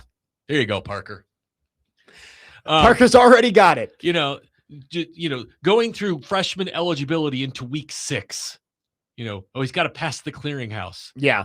We're in week 6, baby. What are you guys doing? Well, we're waiting for his paperwork to come in. Where's it coming from? Guam on a boat? Come on, man. I remember my sophomore year, or my freshman year at Virginia Tech. That team went to the Sweet 16. They were one layup away from going to overtime with Duke in the Sweet 16. And they had a freshman named Landers Nolly, who was one of the highest rated freshmen that Buzz Williams had recruited there. And he was ineligible the whole year because they couldn't figure out his academics and whether he was eligible. Like, it's March. That should take 3 days. Right. Like, he enrolled in August. That should take 3 days. Right.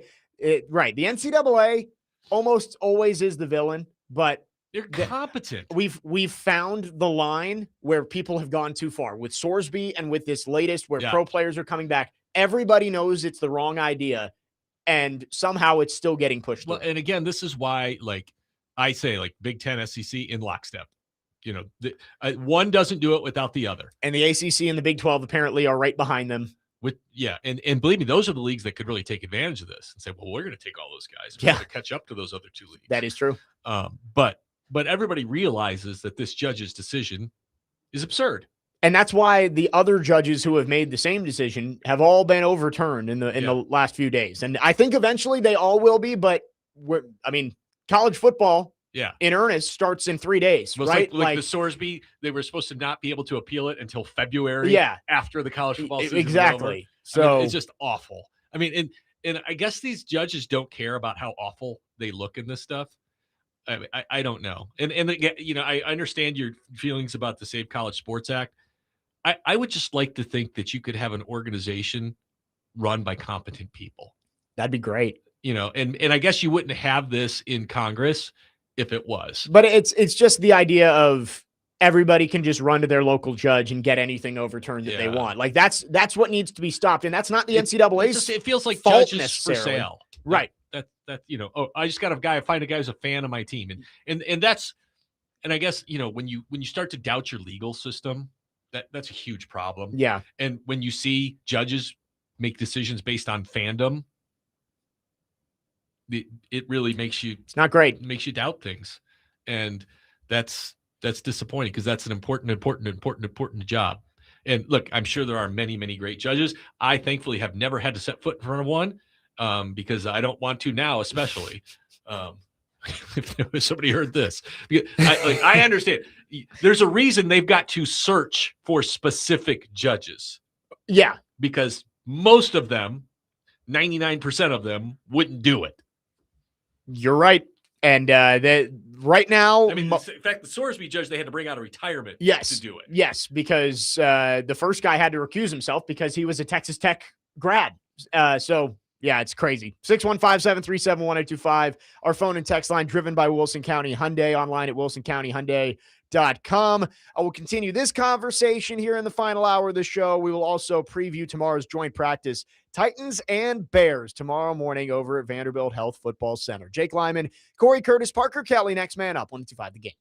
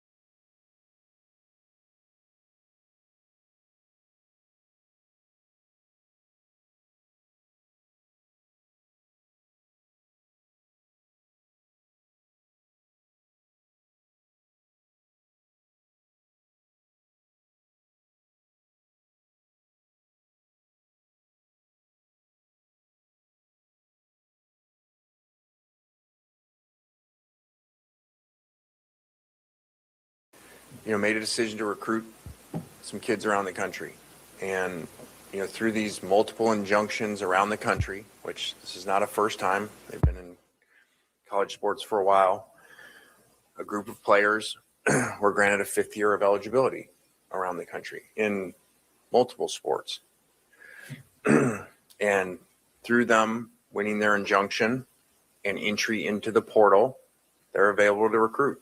And so ourselves, like many places around the country, are recruiting them.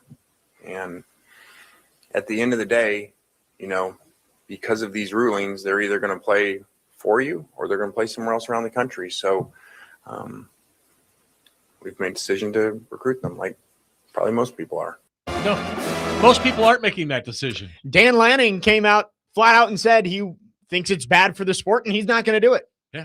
That was Lane Kiffin yesterday talking about or that might have been Monday, talking about his decision to recruit former professional players. Jake Lyman, Cory Curtis, Parker I haven't Kelly. heard of any other schools. So I think there is a difference, right, of if you get an injunction and you haven't signed a professional contract yet, if you have the injunction to play a 5th year and you were just going to move on with your life. You haven't taken any money. You haven't taken any money from the NFL or the NBA or the WNBA or whatever it is. I can at least understand that. Texas Tech. I might not agree with it, but I'm not as vehemently against it as I am what has happened. Is Texas Tech getting Castellanos? That was where he was predicted to go. Yeah, the former Boston College and Florida State quarterback but did he not sign somewhere as a wide receiver? He was working out as a wide receiver at Titans minicamp. Okay, but he did not sign yes, that's right. Did he audition there? He was or a did he camp invite here. Yeah. No, that means he just auditioned. Right. Oh, yeah, sorry. So he was not on the roster. Yeah, no, so, not at any point. Like, at the very least, that's a gray area for me. I still think it's just being able to just run to whatever judge will give you a decision, I think is still bad but it's different when you were just going to move on with your life and stop playing the sport, and then you get given this extra year. Sure.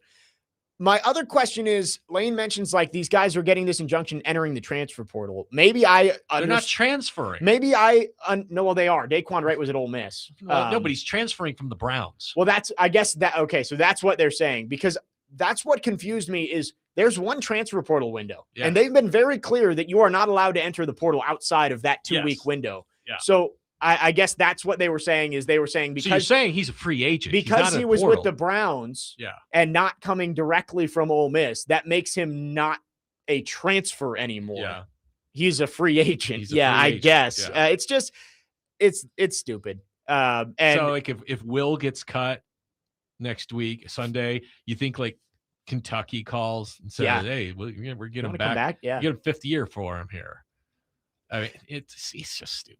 I really hope that all of the injunctions that have been given just get overturned. Like the one in Denver, that was the important one because that was nationwide. Like everybody could come back. That's gone. Now you have to have your own in a state. But it's a mess. Well, it's a mess. I want to know who takes these conferences to court over their decisions. Because my thing is, it's your conference. You can make decisions whatever you want. Yeah, you're punishing your employee or your member schools who all agreed to these rules, right? Yes. So that's unanimously in the that's SEC. why I guess maybe they can say that they're violating the injunction or the temporary restraining order, but they're not punishing Daquan Wright. Well, they're not saying that Daquan Wright can't come play in the SEC. Right, but if he does, LSU has to do all these things, suspend their coach for half the season and pay half of their operating budget to the SEC as a fine. Like that's going to be what dissuades them. See, I love how over the top this penalty is. Yeah. Because it is basically just like, this isn't even dropping the hammer. This is the nuclear option. It's basically the death penalty that the SEC can impose. So you do this, you're screwed. Yeah. 50% of your operating budget with how expensive college football is these days. That's not an option. There isn't a player good enough. Right. Like if Fernando Mendoza was coming back, nobody would pay that. Yes. And you lose your voting privileges. Yes. It's an insane penalty. And again, it's like, they could challenge this, but all 16 member schools. Could you imagine that agreed to Fernando this. Mendoza was like, I don't want to play this year in Vegas. I'm going to come back. Well, you made the point earlier of like, if Daquan Wright knew he was going to make the 53 for the Browns, he wouldn't be doing this. Yes. And if he's not good enough to make the Browns 53. Yeah. What were your thoughts on the Deshaun Watson stuff this weekend? Really? Really? Look, there's one owner in sports who's traded away Giannis and Myles Garrett in the same summer. All right. And look, I kind of think the Myles Garrett trade's a good trade. I think it made sense for them. But it's still just a bad look when you trade both of those guys in the same year. And again, he's involved with the Shura Sanders draft. Yeah. And then now he's involved. I mean, it's clear this is not a head coaching decision on the quarterback. See, I don't understand. All the moves you've made this offseason, most namely the Myles Garrett trade, are telling everybody you're not competing this We're going to the future. Going to the future. Why not start the second-year quarterback who still has room to grow over? Well, and then you start him 2 days after he blasts the fans. Yes, and take zero accountability for booing him because he sucks. Right. Well, he said it's personal. I'm like, yeah, it's personal. Yeah, it's personal. Because you got paid a ton of money and you've been a horrible human being and completely non-productive. We could deal with one or the other, but not both. All right. You could be a terrible player as long as you're a great person. But if you're not a great person, you can't be a terrible player. And you certainly don't get to invoke the church when you're involved with the stuff that you're involved with. I don't regret any decisions I've made. Yeah, God puts me in the right situation. That one little letter? No regrets. Regrets. No regrets. Really, not even one letter. 615-737-1025 is the phone number. All right, back into the Titans coming up next. Joint practice tomorrow with the Bears. We've got Corey, we've got Parker. We'll get their thoughts on what matchups to watch tomorrow out at Titans training camp. Jake Lyman, Cory Curtis, Parker Kelly, next man up here on 102.5 The Game.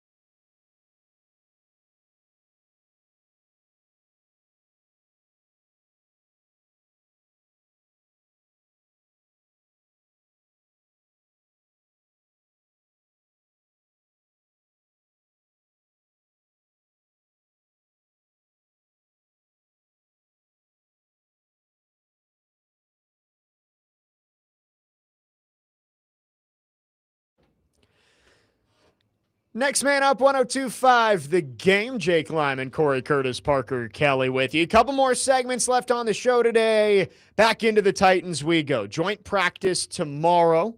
Titans, Bears. I think, as much as anything can matter at this point, I think you really want to see Cam Ward have a bounce back day tomorrow. After, obviously, he had a decent day against the Seahawks. Yeah, in the joint practice. Yeah, that's true. I mean, he was good. The Titans in general were good on last Friday. You'd like to see more of that than what you saw in San Francisco. You want to have something to feel good about. Right. And we've talked about it this week of like both matter, but you can't really weigh what matters more. Titans bringing the energy and outplaying the ones for the Super Bowl champs in the joint practice on Friday versus going down 16-3 against the backups on Sunday. Like both matter, but you kind of have to weigh what each of them means. Yeah. I mean, the outcome of the game does not matter.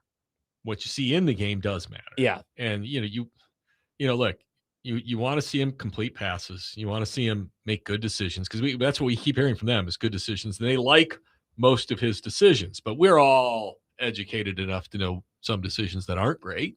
Yeah. I'd like to see Carnell Tate catch a pass. I'd like to see him get some separation and catch a pass. I'd like to see the offensive line continue to run the ball well. That's been good. I'm concerned about the Colston level if he plays, but you'll see him in practice. So I think in practice, we'll see him tomorrow. The Colston Loveland versus their safeties is a big concern. That's a matchup to watch, especially with the concerns we've seen from Kevin Winston and Amani Hooker through the last couple of weeks. Hooker had a rough weekend in Santa Clara. Looks like he's lost half a step. Yeah. And Winston just hasn't played a lot of football in 2 years. Yeah. And he very talented player, just seems to find himself out of position too much. And that's probably an experience issue. Yep. And so, he's out there, he's playing, he's got to grow up fast. That's just life. I'm excited to see Anthony Hill. I think he was the bright spot for the Titans on Sunday in that game. 7 tackles, half a sack, interception. Yeah. He has been a playmaker, and that's not the first time. He's been around the ball all of training camp. He's playing faster all the time. Yeah. It's just the question of how long does it take him to overtake Cody Barton on the mental side? Because I think physically, yes, Anthony Hill is probably I don't want to say. Who's the third linebacker? Well, they're probably only going to play 2 a lot, but it was starting. It was Gray, Barton, and James Williams got to start on Sunday. So James has had a good camp. He's had a really good camp. He's had a good camp. But they've said that Anthony Hill isn't working in at the outside linebacker spots. Okay. They are having him specialize on being the Mike. So he would have to replace Cody because he's not replacing Cedric. No, Cedric Gray. When talking about bright spots on Sunday, outside of the thumbs down, disgusting act that got him the 15-yard penalty. Disgusting act. Yeah. Okay. Yeah, I agree with that. But did anybody think that was no? Not at all. I heard somebody said, I didn't see it myself, but somebody said the Seahawks did the exact same celebration later on in the game and didn't get flagged for it. Like we all know what's egregious. I always hate the one where the guy gets up and walks up over the guy, straddles him. Stare down. Well, and he straddles him and walks up basically like, hey, look up at my crotch thing. Yeah. I always want that flagged. This, he made a really nice play in pass defense. Let the guy be happy about it. The rule is you can't direct it at the other team, right? Like you can go and he could have gone 2 thumbs down as long as he directed it back towards the field of play. But since he did it right at, was it Arroyo who he was guarding on that play? I don't know. But you know what? We're in the preseason. Maybe walk up to him and say, hey, dude, you make sure you're not pointing it at the player because in the regular season, that's going to be a foul. Yeah. Yeah. Well, it was funny. I watched the Hard Knocks episode last night because I just wanted to see like any behind the scenes content. And Mike McDonald, after the first touchdown to Arroyo, is telling the officials to throw the flag on Seattle for the team running out onto the field to celebrate. Like he's like, guys, throw the flag. Yeah. And they didn't that time, but they did for the long touchdown run because he wanted them to know that like you're going to hurt the team if you do that in the regular season. That's funny. The one thing from Hard Knocks that I think was something that we didn't know, Cooper Kupp, as they're standing on the practice field over there before joint practice, Mike McDonald walks up to him and goes, hey, I think I'm going to hold you out today. He was like, better safe than sorry. You've had a really good camp. It's hot. We're going to hold you out. So Jake Bobo takes all of his reps And at the gets hurt. F and tears his ACL. Wow. I mean, not that hindsight's obviously 2020, and who knows what would have happened. Did it right? have anything to do with it? It had nothing to do with it, but it's just like, man, the butterfly effect of it, of that one decision, and now Bobo's out for the year. But Kupp's an aging veteran, and so a lot of those aging veterans give him days off. Yeah, that's not that unusual. Cooper Kupp doesn't need the joint practice. Yeah, Cooper Kupp could sign the week before the season, be ready to go. Right. I mean, that's facts. Yeah, I hate to call that a nothing burger. It's bad luck. Right. I guess it's just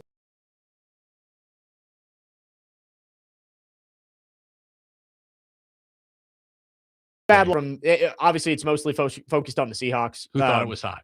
They thought it was hot. Like, it was hot. We're just used to really hot. They got a conversation with McDonald and Saleh in there of them being like, man, we've been playing in air conditioning. And then at the end of practice, you could see the Seahawks players were like, they punched us in the mouth today, and they weren't ready to go. And they responded well on Sunday, obviously. Yeah. But tomorrow, I think it's going to be another good test. The Bears are a team that was high expectations, a player or two away from the NFC Championship last year. Right down the wire. Ascending quarterback, a lot of pieces around him. You're not going to see Luther Burden tomorrow, as he's still injured, but you're going to get matchups like you mentioned, Colston Loveland on the linebackers and safeties. Yeah, that's You'll a tough get one. Roma Dunze up against Delonte Taylor and Cordell Flott. So it's going to be fun to see what that matchup looks like defensively, because again, the Titans defense, not good on Sunday night. We got big Darnell Wright over there on the right side. Joe Tooney. Yeah, see if the Titans can get any penetration over there. Yeah, Tooney's a highly thought of player. Up against Jeffrey Simmons. That could be a fun matchup. Yeah, absolutely. And Jeff always I wonder how fun. I mean, they've been pretty fired up for the first two. I think everybody's pretty tired right now. Did you see the mic'd up video of Jeff from the joint practice? Yeah. I mean, talk about energy. He was ready. He was rolling. He was ready. I think he said that you guys might be hungry, but we're starving like 1,000 times. And again, I'm not trying to make excuses. I just think that they're probably more amped up for that joint practice than they are for the preseason game, because they're playing against the ones. Not making excuses, but I do wonder if there was a letdown. Yes, they said they wanted to go, be the aggressor in the joint practice, and they did it, and then maybe let their guard down for Sunday night, knowing they were playing backups. I think that there's a pretty good chance that had something to do with it. And it's a learning lesson, because obviously you can't do that in the regular season. You can't let down. Right? You can't let down at all. Playing. I mean, we see it every year in the NFL. Teams win games that shouldn't win games, or I guess you could more appropriately say teams that lose games that shouldn't lose games because they weren't ready. Yeah. This isn't college football. They're all getting paid. Well, they're getting paid in college football too, but the guys on the other side in the NFL are all getting paid a lot of money too to try and go win that football game. Yep. On the offensive side of the ball, we've talked about a little bit with Carnell Tate, has hit a little bit of a lull. Yep. The last couple of days, he had there's no catches. Right. He had to leave the practice early after the big catch last week on fourth down. Didn't practice Wednesday. Didn't hear much about him in the joint practice Friday, and then did nothing on Sunday in the preseason game. Wednesday. When did he not practice? He was held out for one. He was held out the day after he had the big catch. That was Wednesday. Oh, last Wednesday. Yeah, sorry. Today's Wednesday. I was thinking about yesterday. Yes, sorry. Last Wednesday he was held out. He practiced yesterday, but I didn't notice a ton from him yesterday. No. So he's hit a little bit of a lull. Going to be going up against Jalen Johnson over there. Yeah. That's going to be a fun matchup Good to player. see if he can get back to what we've seen earlier on training camp and throughout the offseason program. Well, I think I'll also be interested to see what do the Titans work on. Yeah. Because like I said, last week they worked on the short passing game. Right. And then we saw it in the game. So what do they work on this week? And the downfield passing game has been a low point so far in the preseason. Again, we've talked about it, that he's one of two quarterbacks to not have a completion over 10 air yards. Him and Tyrod. Him over 7. It's true. So we'll see. Maybe they like to push the ball downfield a little bit tomorrow and see what they can get away with. Yeah. I think people would like to see him make some plays in the pocket. Yes.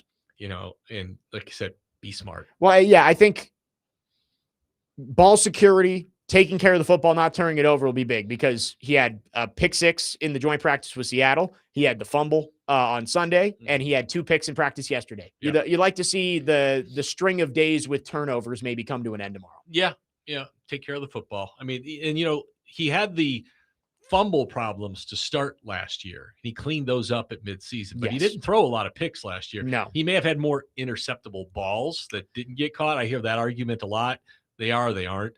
But year 2, you'd like to see that continue. And when you see reversion, back to stuff, just the carelessness of that fumble, all right. Yeah, I think that's what's been disappointing is that you've seen the good days from Cam in camp. Like, it's not like every practice he's been bad. I mean, the blue and white scrimmage, all reports was he was great. The practice after that, the practice right after San Francisco on that Sunday, really apparently he was really good. So it's you'd like to see him have one of those days tomorrow. And again, that's another thing is like, for a lot of people, all they have to judge what they're seeing on is the limited time they see them in those 2 preseason games, right, where they play a little bit over a quarter. And as bigger, I mean, if that's all I saw, I'd be like, oh, this team stinks. And they still very well may stink. We've seen that. We know what that looks like. Yeah, but it's in the preseason, it's dangerous. That's all I'm gonna say. And so that's why, I'm not getting too high. I'm not getting too low. Let's see how it plays out. Am I disappointed in some of it? Yep, I am. I'd like to see it be better, but I also know I don't know all the context. 615-737-1025 is the phone number. We will wrap up the show coming up next. Jake Lyman, Cory Curtis, Parker Kelly. Next man up here on 1025 The Game.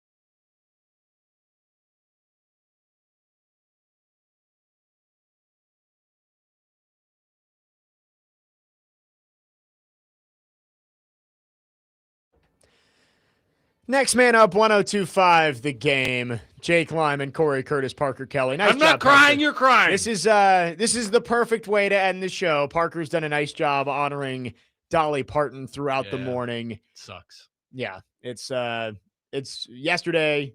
Bad day for the world. Yep. With Dolly Parton passing. Yeah, we didn't lose a great Tennessean. We lost a great human. Yes. Upper 0.00001%. Yes, and I know Nick and Big Joe spent the final half of their show yesterday talking Dolly Parton. So, like I said on WKRM Plus on Sports Extra Daily, I started the show. I said, I know you expect a sports show.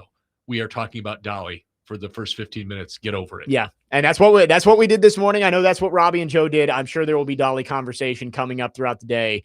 Chase and Big Joe are coming up next. Tomorrow we are live at Titans training camp, joint practice with the Bears. Excited for that. I'm excited to be there. Yeah. We were having the conversation in the break about Bones Fossil, and at the beginning of training camp, God, I love listening to him. Somebody asked Robert Saleh, I forget who it was, about back end of the roster guys. Yep. What do you want to see from them? Special teams. And special he teams. said, live in Bones Fossil's office. And Bones Fossil made it very clear that he loves Julius Chestnut and he loves Bryce Oliver. Yep. I think Oliver, everyone expects to make the team as that 6 wide receiver, at least as of right now. KJ Osborne is a proven veteran, but I think they can put KJ Osborne on the practice squad. Yeah, I would agree. But Chestnut, I think, has been left off a lot of 53-man projections. Understandably so. That might change after the comments yesterday from Bones Fossil. I think PK put out that he thinks he's going to make it. And, look, that means Khalil Mullings gets cut, right? Because Nick Singleton's making the team. But, yes, we basically said 4 running backs was said yesterday. And it's not always 4 running backs, but they made it clear they're keeping 4. Yes, I would be shocked if they don't keep 4. Yes. Look, Julius has had another good camp. He's looked good in the preseason. He looks good in the preseason every year. He is a preseason All-America. Hall of Famer. Absolutely every year. But when Bones Fossil says he's the highest graded special teams player he's ever had in a season, you can't ignore that. No. When the head coach tells you that the back end of the roster needs to be good at special teams and he says he's my best special teamer. And there were some reporters who asked him some interesting questions. Maybe it was Easton Freeze who asked him, are you a pound the table guy? And he's like, no.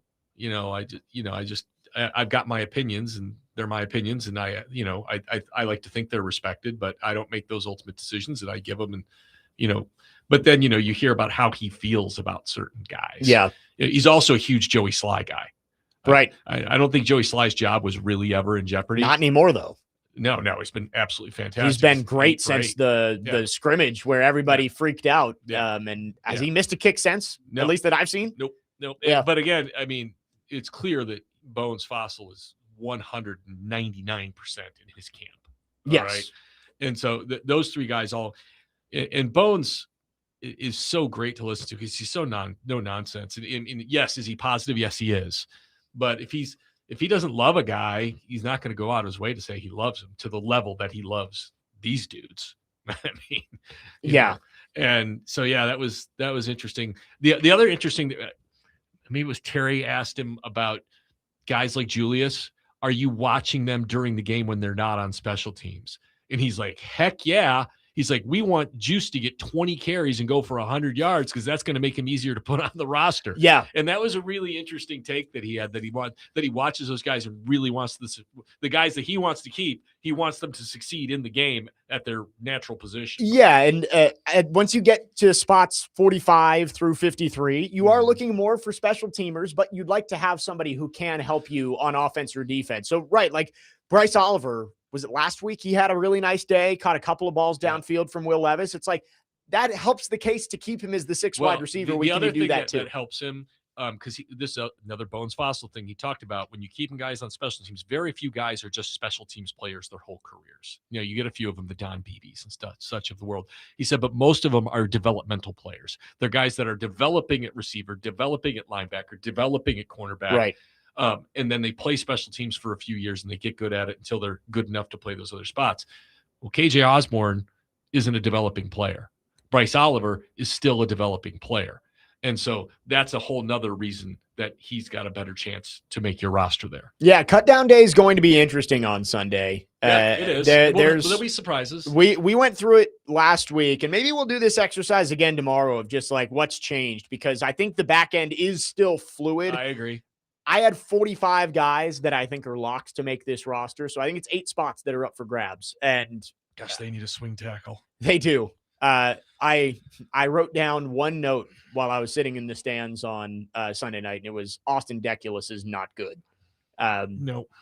Crenshaw Dixon, I think, is okay, but I think you'd rather have Crenshaw Dixon as your 4th tackle than your 3rd tackle. Would you feel good with him going into a regular season game? Right. If J.C. Latham twists an ankle, do you feel good about him on the right side, or Dan Moore? Yeah. Stuff. It's not what you want. Before we wrap up here, your thoughts on the uniforms? I know you're. I love them. You're a big fan of them. I do. I told you, man, yesterday. I'm like, I love that uniform. I was outnumbered yesterday. Nick and Connor both were not fans of that of the uniforms. Well, they were like picking on the color of the navy blue. Yeah, and I'm like, it's navy blue. Yeah, Julius Chestnut. I talked to him. I love it. I love the navy blue. I asked Truman Jones up top yesterday before we interviewed him. I was like, "What are your thoughts on the jerseys?" He said, "We love them, and I think they look better in person than they do in the pictures." What I understood from the players is because every player I've talked to loves them. Yep. They're just upset they don't get to play him under the lights. Yeah, that's exactly what Truman said. He was like, wish we had them to wear at night. And I was like, they're called the Broadway Nights uniforms, and you're going to wear them at noon. Yeah, but I love how the number is supposed to look like a neon sign. Yeah.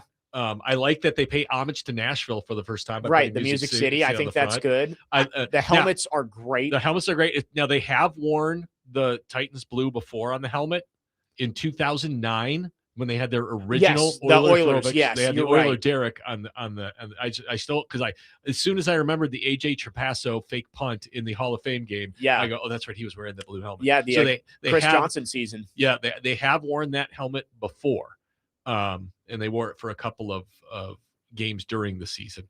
But it's been 17 years since they wore that colored helmet. But I think the helmet looks great. I think the uniform looks. I know not everybody does. Uniforms are very subjective. I love that. I kind of wish that uniform was their permanent uniform. I think it's good that they've got the Oilers look, and now they've got one that's more traditionally two-tone blue. They should have made one to look like the Texans. Yeah, that's what I mean.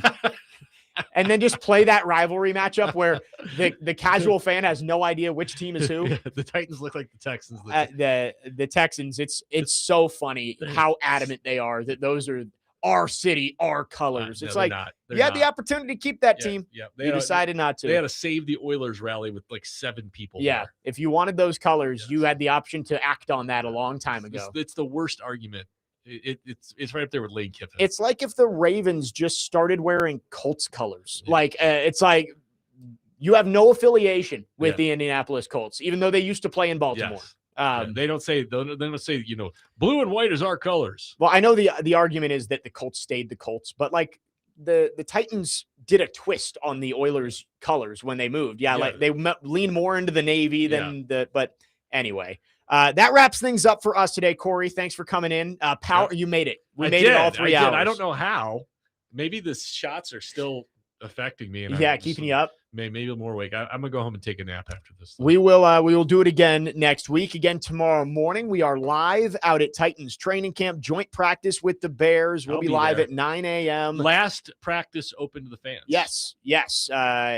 Training camp about to wrap up. So excited for that. We'll have you covered out there. Chase and Big Joe are coming up next. Keep it right here on 102.5 The Game.